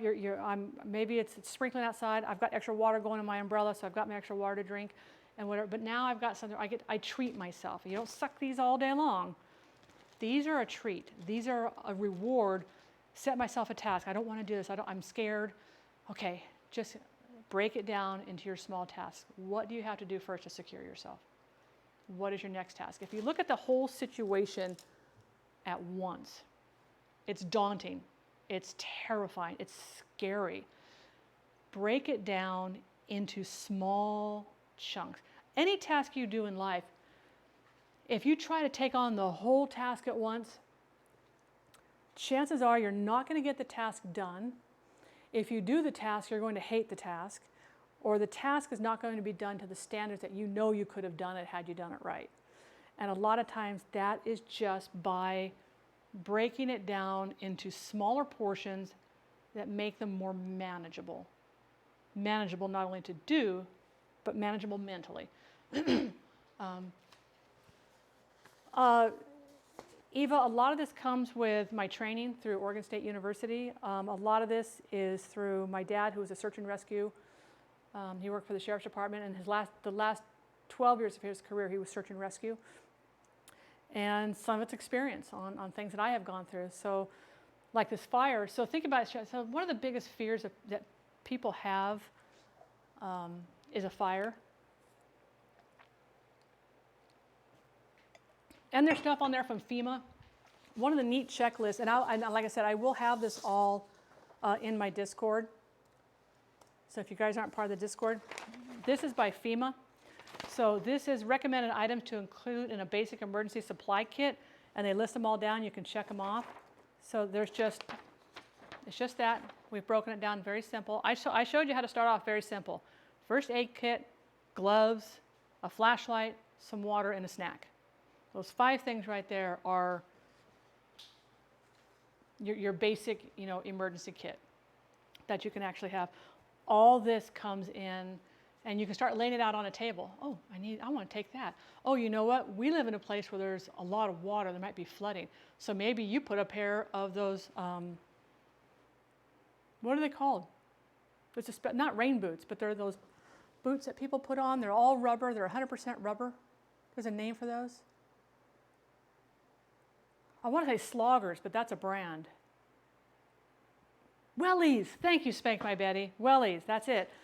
Maybe you live in a place like there's going to be flooding. Maybe you live in Louisiana, like the southern eastern side of Texas, like Corpus Christi and stuff like that. There may be flooding, so you might want to get some wellies. One of the things that we did here, so the fire in 2020, as I said, it was a horrible fire. It was 3 fires that merged together and became one giant mega fire. It was terrifying. Like I said, it was completely dark. I went to work at 9 o'clock. I left the office at like 1 or 2. By the time I got home, it was pitch black. Lights were, you had to turn on your lights for your car to see. Excuse me, I'm sorry about that. And I forgot that thing was on there. And so this was an experience I'd never had. I'd lived through several earthquakes in California, and that I knew. I knew how to deal with that. Fire was new to me. Fire was something that you when you think of it, okay, an earthquake, your roof might collapse, your house might fall down. yeah, there's the sad part about, some people's houses, they blow up because of a gas line or whatever, but the chance of you recovering items is much higher after an earthquake. Whereas in a fire, there's no recovery. Whatever you leave with is what you have. Because if the fire comes through, you have to be mentally prepared to understand you're going to lose everything. And you have to think about that. You have to really think about that. And you have to come to grips with that. And so for us, going through that, it was extremely hard. But not only that, but remember, when all the dust settles, you have to file an insurance claim now and get that ball rolling. I'm not going to recommend insurance companies. I don't know who the best is. I don't know who the worst is. Some people love insurance company A and say these are the people to go with. And then you've got people who say they hate insurance company A, and it goes back and forth. So take all that with a grain of salt. You go with who you choose to go with. So when you're doing this, you have to think about, your homeowner's insurance says you get covered for X, Y, and Z. Now, we have special insurance on Derek's musical instruments. We have special insurance on his banjos. So we have photographs of his banjos, the serial number on the inside of the ring, our insurance policies, and all of our insurance information is stored in the cloud. So that we have hard copies of everything, but if we have to get out, we got to go, we have our one big box. It goes. It has all of our papers in it.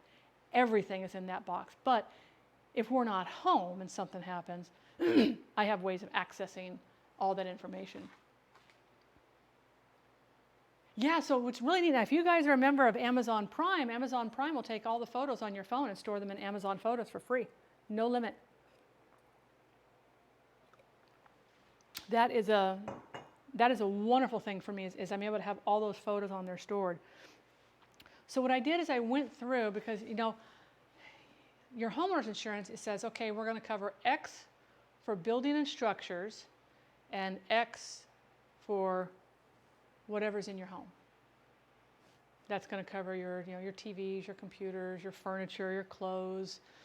They usually give you anywhere between $5,000 and $8,000 right up front, so that you can buy clothes and stuff like that, because you're going to be displaced. You're not going to be in a place where maybe you're in a hotel, maybe you're in a emergency evacuation center, which is usually a high school gym or something like that.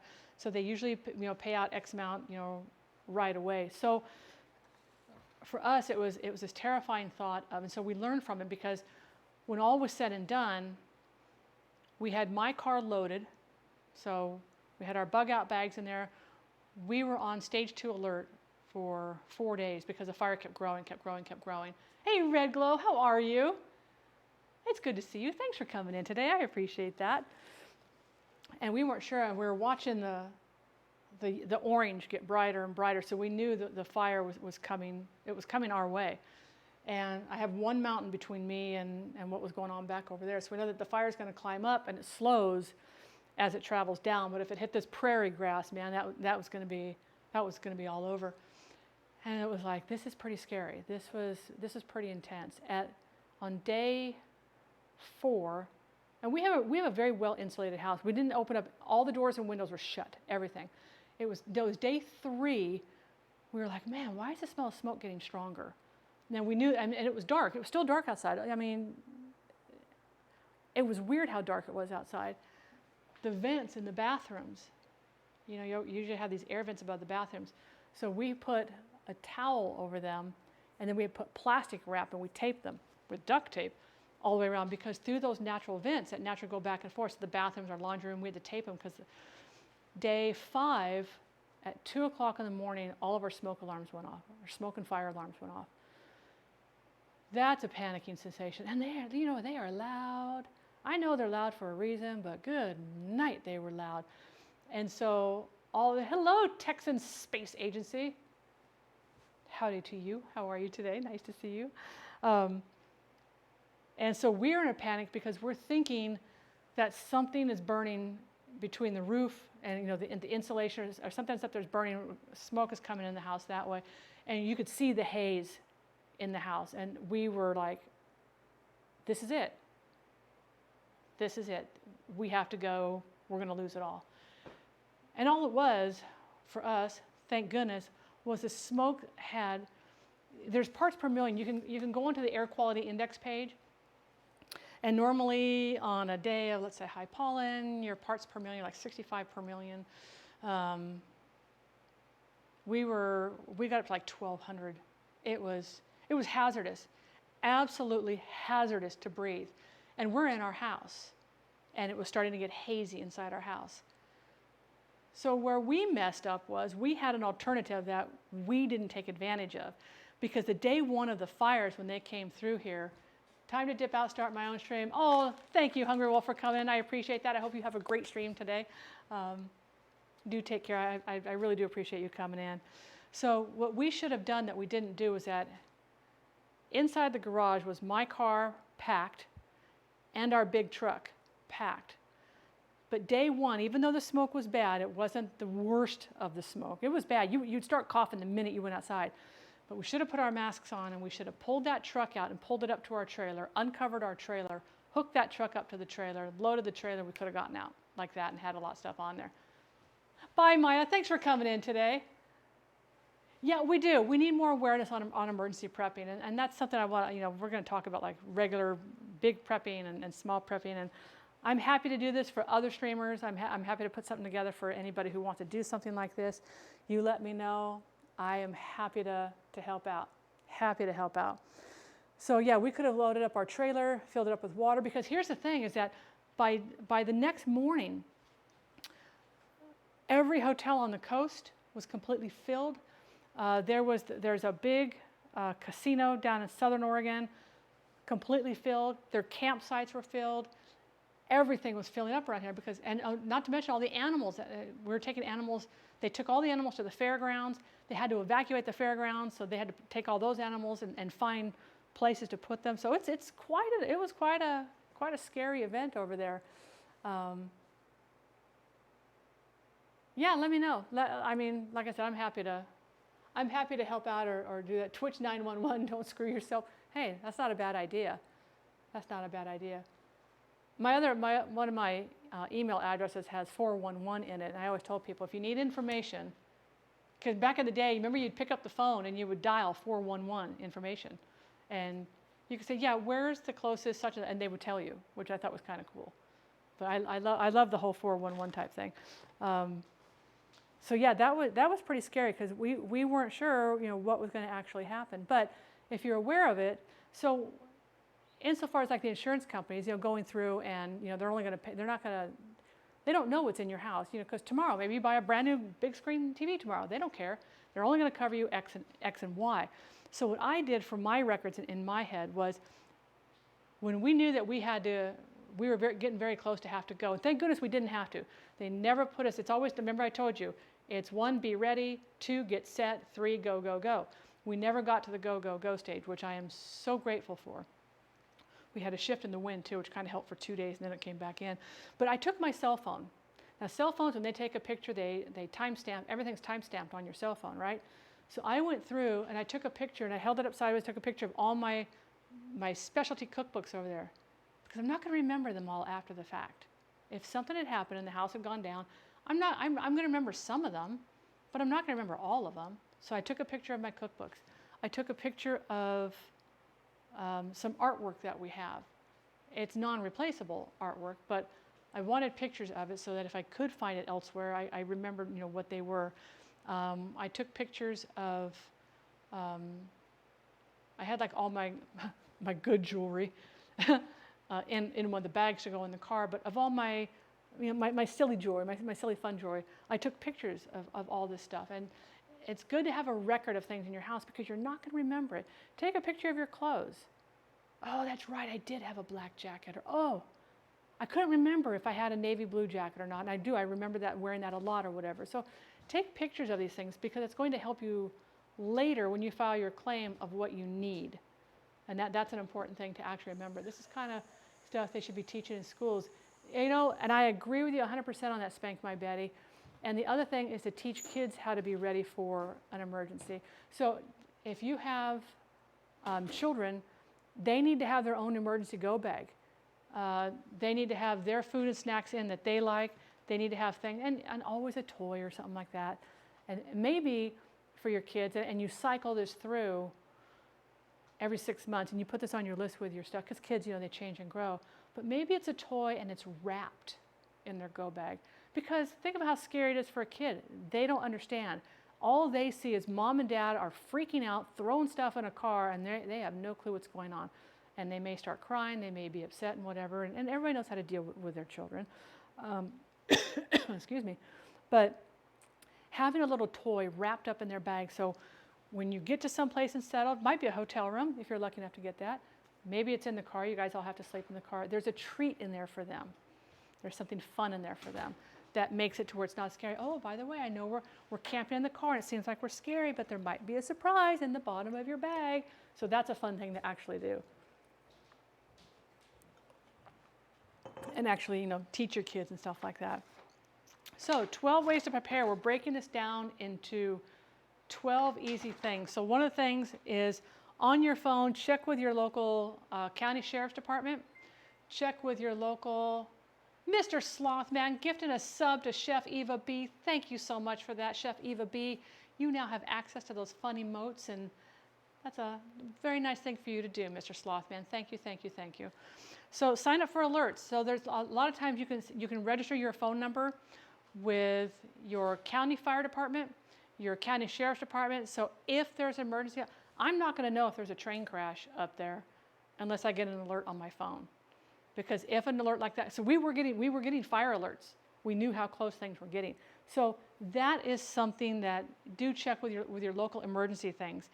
Make a plan. Make a plan, make a plan, make a plan. It can be a very simple plan, but sit down and have a conversation, not just with you and your spouse, because hopefully you're together when something happens, but if not, if we got separated, so when I lived down in California, we lived in a regular neighborhood. We all knew the plan, that if something happened, like the big earthquake down there happened, and we were all separated, we knew whose house we were all to get to, because it was the easiest to get to, number one. Even if the house was, remember your markers in your mind might change if there's things that are either burnt down, fallen down, or whatever, but we knew where we had to go, okay? And we knew, and text messages are going to get through faster than a phone call. So have a text message ready, and I have a group, my mom, my sister, my daughter, and you can just type in a message, okay, that's all they need to hear, they know you're alive. Okay, those 2 letters will go through before a phone call will actually get through. Mr. Fabrizio, how are you today? Lovely to have you come in today. But sit and have a plan. Sit and talk about the plan. Like, what are we going to do? So in Southern California, it can be something as simple as, and if you have kids, particularly if you have 8, 12, past 12 years old, they don't want to be bothered with anything. They become teenagers and they think they know more than God at that point. But they don't know more than mom, ever. And if you're watching, Laura, I'm still smarter than you on some things. But is to pick a day. This is going to be remember, you'll get that thing, this is the emergency broadcast system. This is just a test of the emergency broadcast system. Had this been a real emergency, you would have been told where to tune in your area for local news and updated information. Do that for your family. Have an emergency broadcast day. Send out a text message to everybody in your list. Earthquake happened. Everybody has to practice for your earthquake. Stop, drop, create the triangle. Is it, some people have to worry about tsunamis. Everybody has to know. Everybody has to write out what the evacuation route is. Or everybody has to say, I'm going out here, I'm going to go right down 4 blocks, and then I'm going to go up Main Street until I can't go any farther. That's your tsunami route. So having these plans, and if you practice them, I always say once a month is great practice, and then once you have it down, you can do it once every 3 months or once every 6 months, but having it down is, there you go. I like that. We're all going over to Mr. Fabrizio's house. Heck yeah, he's like ready to go. Would you mind posting your address publicly for all of us to have? No, I'm kidding, don't do that, don't do that, don't do that. So practice, practice, practice, practice, practice, okay? Practice sometimes is maybe just talking out loud to remind yourself of something, but practicing is extremely, extremely important. Save for a rainy day. I mean, a rainy day doesn't necessarily mean rain, but maybe a rainy day is You need to buy stuff for your emergency kit. Start saving now for certain things you want to have for your, and again, practice your emergency drills. That one should be in red, but I have a black and white printer, so it doesn't really matter. Test your family's communication plan. So one of the things that was done here in 2019 we had Snowmageddon. We get snow here every now and then. It's like 1 or 2 inches, and it melts 48 hours later at the max. But we got like 17 inches in one day. We had people without power for 30 days. The snow didn't melt. It's like, why isn't this going away? It's like, it's still here. You'd wake up in the morning, oh, it's still here. And we had people that, we have elderly people out here, people with young children that you can't get to the grocery store and whatever. So through our neighborhood, we devised a plan we have a big neighborhood watch out in my area, and we try to gather every 3 months and kind of reconnect and go over things. So what our plan was, if you needed emergency help, put something red in your window. It could be a t-shirt, my apron or whatever. Put something red in your window, because we had no cell phone service, no power. We were high and dry. So if you need something emergency, put something red in your window. And we had people that were going out and patrolling on foot, going out and sludging through, patrolling and just looking at people's windows. And if you can't see my house, but they could see my gate, and I could put something on the gate. If you were okay and fine, you put something green. If you needed help with something, but it wasn't an emergency, but if somebody could please come by, you just needed help with something, you put orange.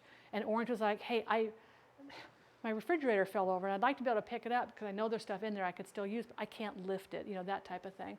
So that is something that, you can coordinate a neighborhood watch thing. Planning for things together also takes away the fear of it and makes it a lot easier. Safeguard your documents. I talked about how we have all of our documents inside of a box in here, but having them on the cloud. But something else to think about, they've got those fire safes. They're not fire proof, but they are fire resistant. And they're only fire resistant up to a certain temperature. So put into an area, you have to think about what's burning. If your house was burning, what's burning? Because some things burn hot and some things don't burn quite as hot. So my thought was I was going to put a safe in one of those 33-gallon trash cans in the bottom, out of my greenhouse, because my greenhouse is away from the house. And if it burnt to the ground, just a little bit of plastic, it wouldn't catch on fire. So that was my idea of putting a safe out there. Plan with your neighbors, like I said. So I do have an emergency plan with your neighbors. And like we did for the house down there, we had, walk in the neighborhood, if something landed and it was hot, everybody had buckets of water outside. You go over and just kind of pour some water on it, refill the bucket, and do something like that. Make your home safer. That mainly follows for earthquake, bolting things to the wall. Know your evacuation routes.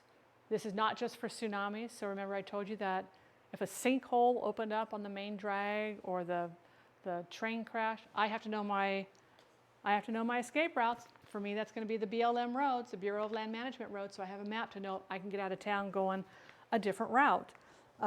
Assemble and update your supplies. So make sure the minute you make your kit, you make a calendar that reminds you, check your supplies.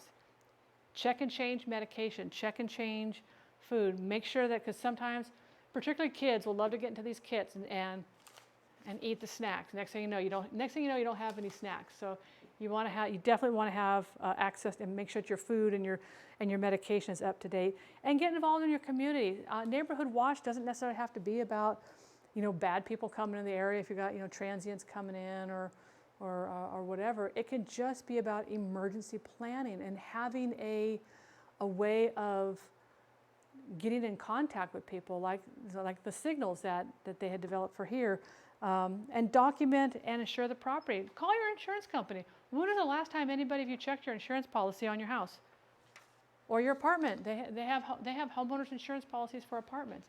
So make sure your policies are up to date. Things change. Your policy may only cover X, but man, maybe now you need to cover some more stuff because you've brought in more computers, streaming equipment. Maybe you got a new TV set. For us, my riding lawnmower in the garage because I get out there and mow, not in this heat. Good Lord. So check your insurance policies. You should be reviewing those once a year. Also, not just for that, make sure you're not overpaying on your insurance policies. We'll put that over there.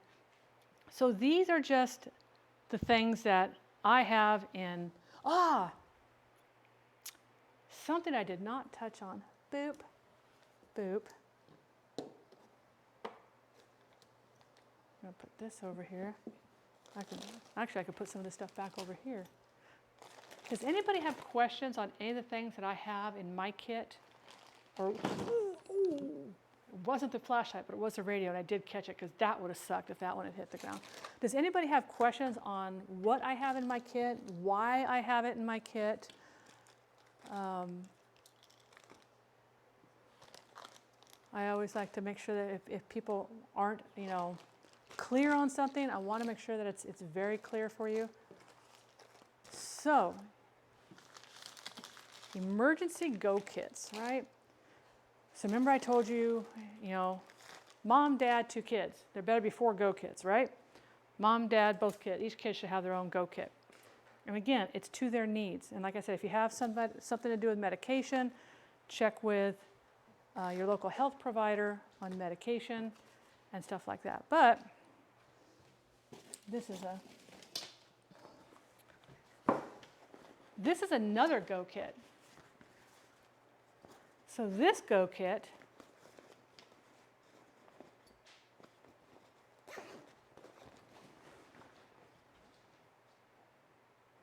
boop boop boop boop boop poop. This go kit, little feeding bowl. I have bottles of water. I have bedding inside here. So this go kit, and this unfortunately 2020 was not only the year of COVID, was not only the year of a bad fire, 2020 also took our ranch kitty. Not amused at all. So this go kit was for our cat. So she had a go kit as well. And inside here I had her cans of food. Some of her kibble food was in here. I also had her wet food. She had inside this pocket here, she had medication. We had sunscreen for like her nose, and she had a problem with her ears. So, oh, thank you, Eva, I appreciate that. She was a good girl. She was a really good kitty. We only had her for 7 years. Cancer tumors on her ears and eyes, and just awful. Anyway, very, very, that was a sad day. Stupid COVID. I'm blaming COVID for everything, by the way. So if you have pets, you need to have a go kit for your pet.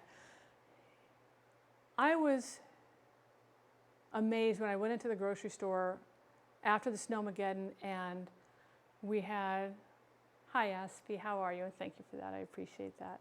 When I went into the grocery store, which was, I think it was day 7, we took the truck in. Derek drove me in because if I even see this much snow on the ground, I'm like, I'm out. I'm not driving. I'm not doing it. I'm not doing it. He has to drive me. So we went into the grocery store in the main town. I also wanted to see what was still on the shelves, because emergency preparedness is kind of like my thing.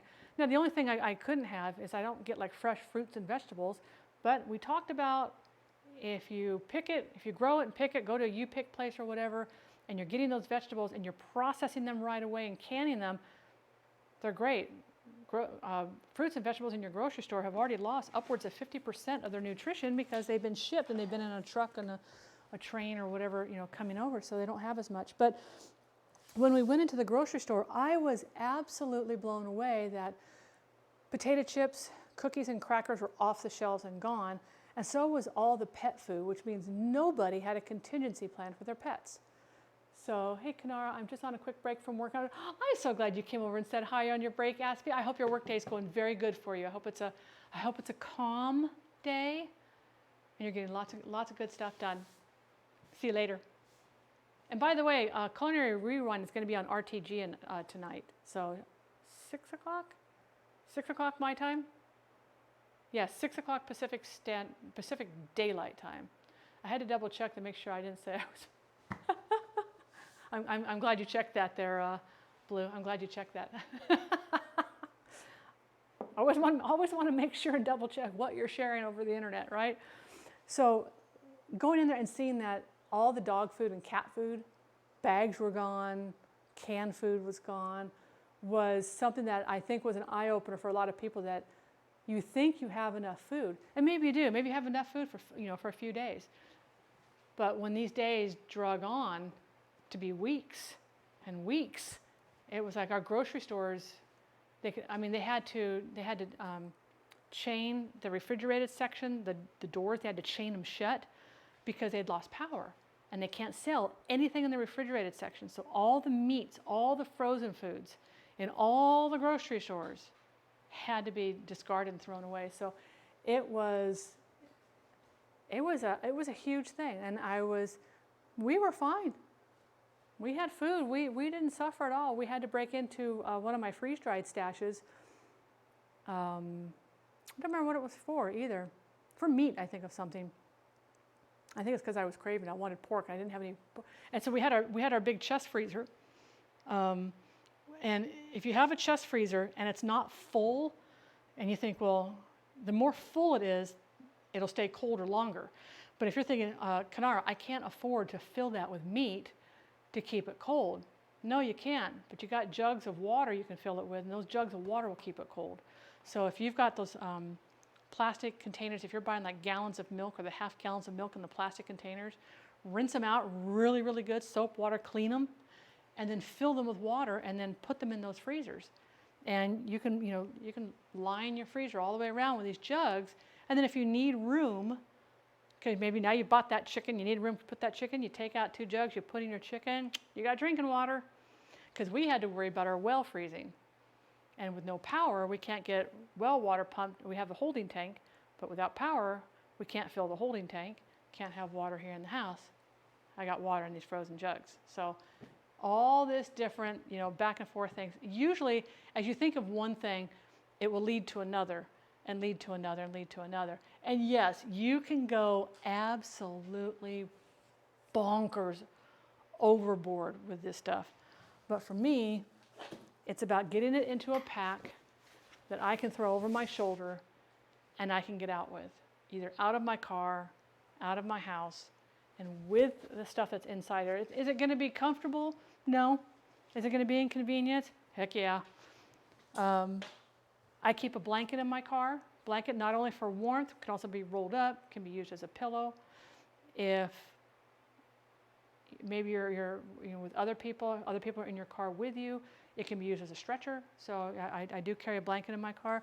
I should try to make a list of different things I have inside my car. Oh,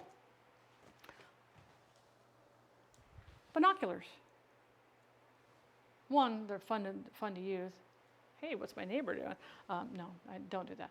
But they're fun to use. But it's a good way to see, if you're looking like, is that a fire? Is that a campfire? You can usually tell by if the smoke is controlled, it's a campfire. If it's like getting bigger and moving, this direction, chances are it's a fire. But having a pair of binoculars, particularly for security, it's for looking around and seeing stuff. So that's a big one. I already talked about the hat, the shoes, the shoes and the socks, and having an extra pair of pants in your car. It seems like a lot of stuff, but all of that stuff, all this stuff is here. I took this all out this morning. So everything that you see that I had laid out here came out of that pack, with the exception of my jacket stays in my car, and my hat is always with me. I get it. I'm a very fair-skinned person, so I don't like to burn, so I have my hat on a lot, and so it just those things are always with me. But somebody, and I think it was Hungry who mentioned it, that people seeing the backpack in the car and stealing the backpack. A lot of times, if your car has tinted windows, it's harder to see on the car, but my backpack sits on the floor, doesn't sit upright. Oh, that's another thing. My backpack is a flat bottom, so that when it's full, it will stand up on its own. Makes it easier when you're going through it, because you can just flip it over. You don't have to keep holding it up.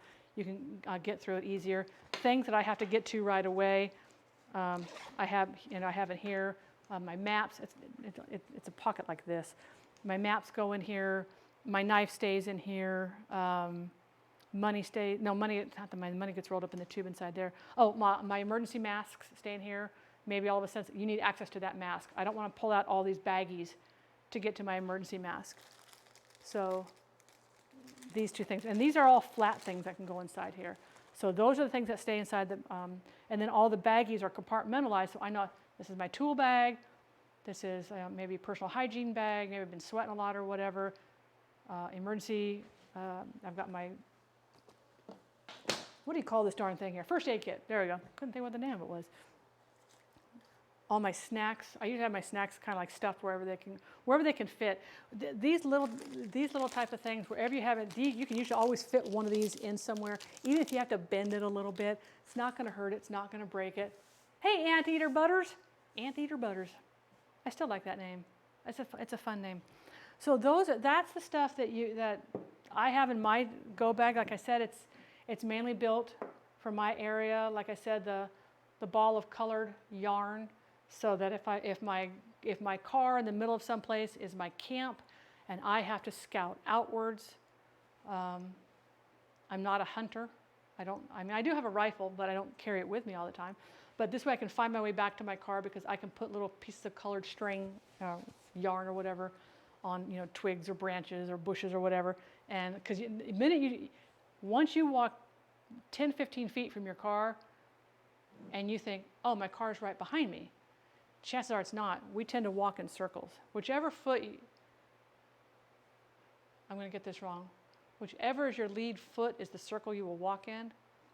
I'm right-handed, but I'm a left foot lead, so I would walk in a counterclockwise circle, and a right foot lead would walk in a right. So you probably didn't walk straight because you had to go around this rock, or you had to go around this tree, or you had to go around, and you end up going around over there. This way, you can find yourself back, and you're not sitting there going, oh my gosh, where's my car? Oh my gosh, oh my gosh. Oh, and the minute you're like this, the minute you're doing,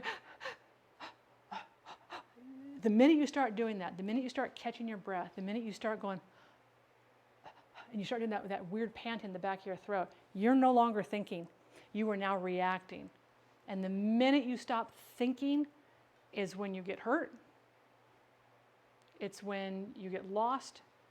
That's why I always tell people, stop.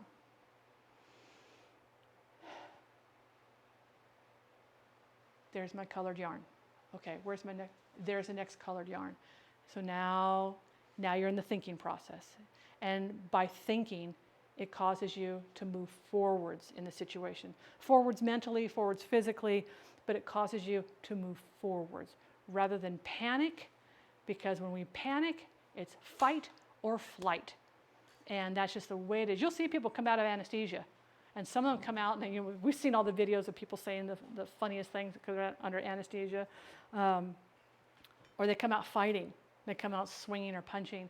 And that's the same type of thing. When we get into a panic, you either fight or flight, and you don't want to be in flight because you're either running dangerously into something or into the wrong direction, and you're abandoning everything that you've done and you've set up. So these are things that you want to, the string, this is just something, because this is where I am. I live in an area where it's a forested area, and if I want to find my way back, there's probably 100 yards on here, but I'm not going to string it the entire way. I'm not going to do this, and let's go back to the car. That's not going to happen. I might be, extending my reach. So I'm going to tie it onto pieces as I go. This is something I came up with years ago because I thought, if I was out here and you look around, and one of the things that made me think, I wish Nerdy was here. It started on the History Channel. It started on the History Channel, and it is a television series. The newer ones, the newer ones are too, I think they're edited a little much. But the first three seasons of it were fascinating. It's a TV show called Alone. And they take, I think it's 12 survivors. These are survivalists. These are people who train to live out and survive. And they're put out, they've got their pack, they're allowed to they can't take cell phones or whatever. They have to carry their own camera gear. It's given to them by the production company. And they have to set it up, they have to film themselves and whatever. And whoever lives longest, whoever survives out there through the winter wins. And it's an eye-opener. And it's a great way to get ideas. Like, hey, I never thought of that. Like one of the other things that in survival kits, which would probably be a good thing for me to carry, but I don't, is a miniature fishing kit. Just a pouch that has some fishing line, a variety of hooks, and because you can string those out into the water and catch fish. Hopefully, I'm not out there for long enough where I have to catch fish and I can live off my Cliff Bars. Oh, thank you, Anteater Butters. Yeah, you always hear people that go around and they think, okay, we've got to be getting close. We've been walking for 2 hours, and they come back up on their own footprints. And they're like, oh my gosh, we just went around in a big circle. That happens all the time. That's why search and rescue will train people that if you get lost in the woods and maybe you're out camping and you go for a hike and you're lost, stop, hug a tree, stay with the tree. Because if they're looking for like, hey, our friend Kanara went out this trail here and she was supposed to be back 3 hours ago and we haven't seen her. And nighttime is coming. So chances are they're going to wait till morning before they send out a search party. And now they know I'm not coming back. Yeah, okay, she's been gone for a while. And so they're going to start on that trail. And they're going to track me. They have trackers. They're going to track me. Maybe they've got dogs. Who knows? But they're going to track my motion and try and find me that way. But if I'm walking erratically trying to find my way out because I'm going around in circles, they're like, okay, she's going around in a circle. They're over here. Now I'm over here. They're coming around this way. I've cut through up this way. Hug a tree. Let them find you. And that's where, having I'm looking up like it's coming from up there, the sun, having the mirror where you can start reflecting light, that can be seen for miles, seeing the light reflecting. So there's, a lot of, like I said, you can go cray-cray with this. I find it really fun to do.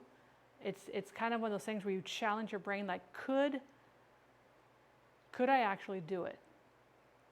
And you have to really put yourself into a frame of mind to think, could I survive and actually do this? And based on my setup here, yes, I can. It's not going to be easy. It's not going to be a cakewalk. And there's going to be moments where I'm like, oh my gosh, what am I going to do? What am I going to do? And that's where I hope I stop, take a deep breath, and you can get through it. You can get through anything. You can get through a lot of stuff. That is all I have from my emergency bug out bag. So I hope you guys had fun.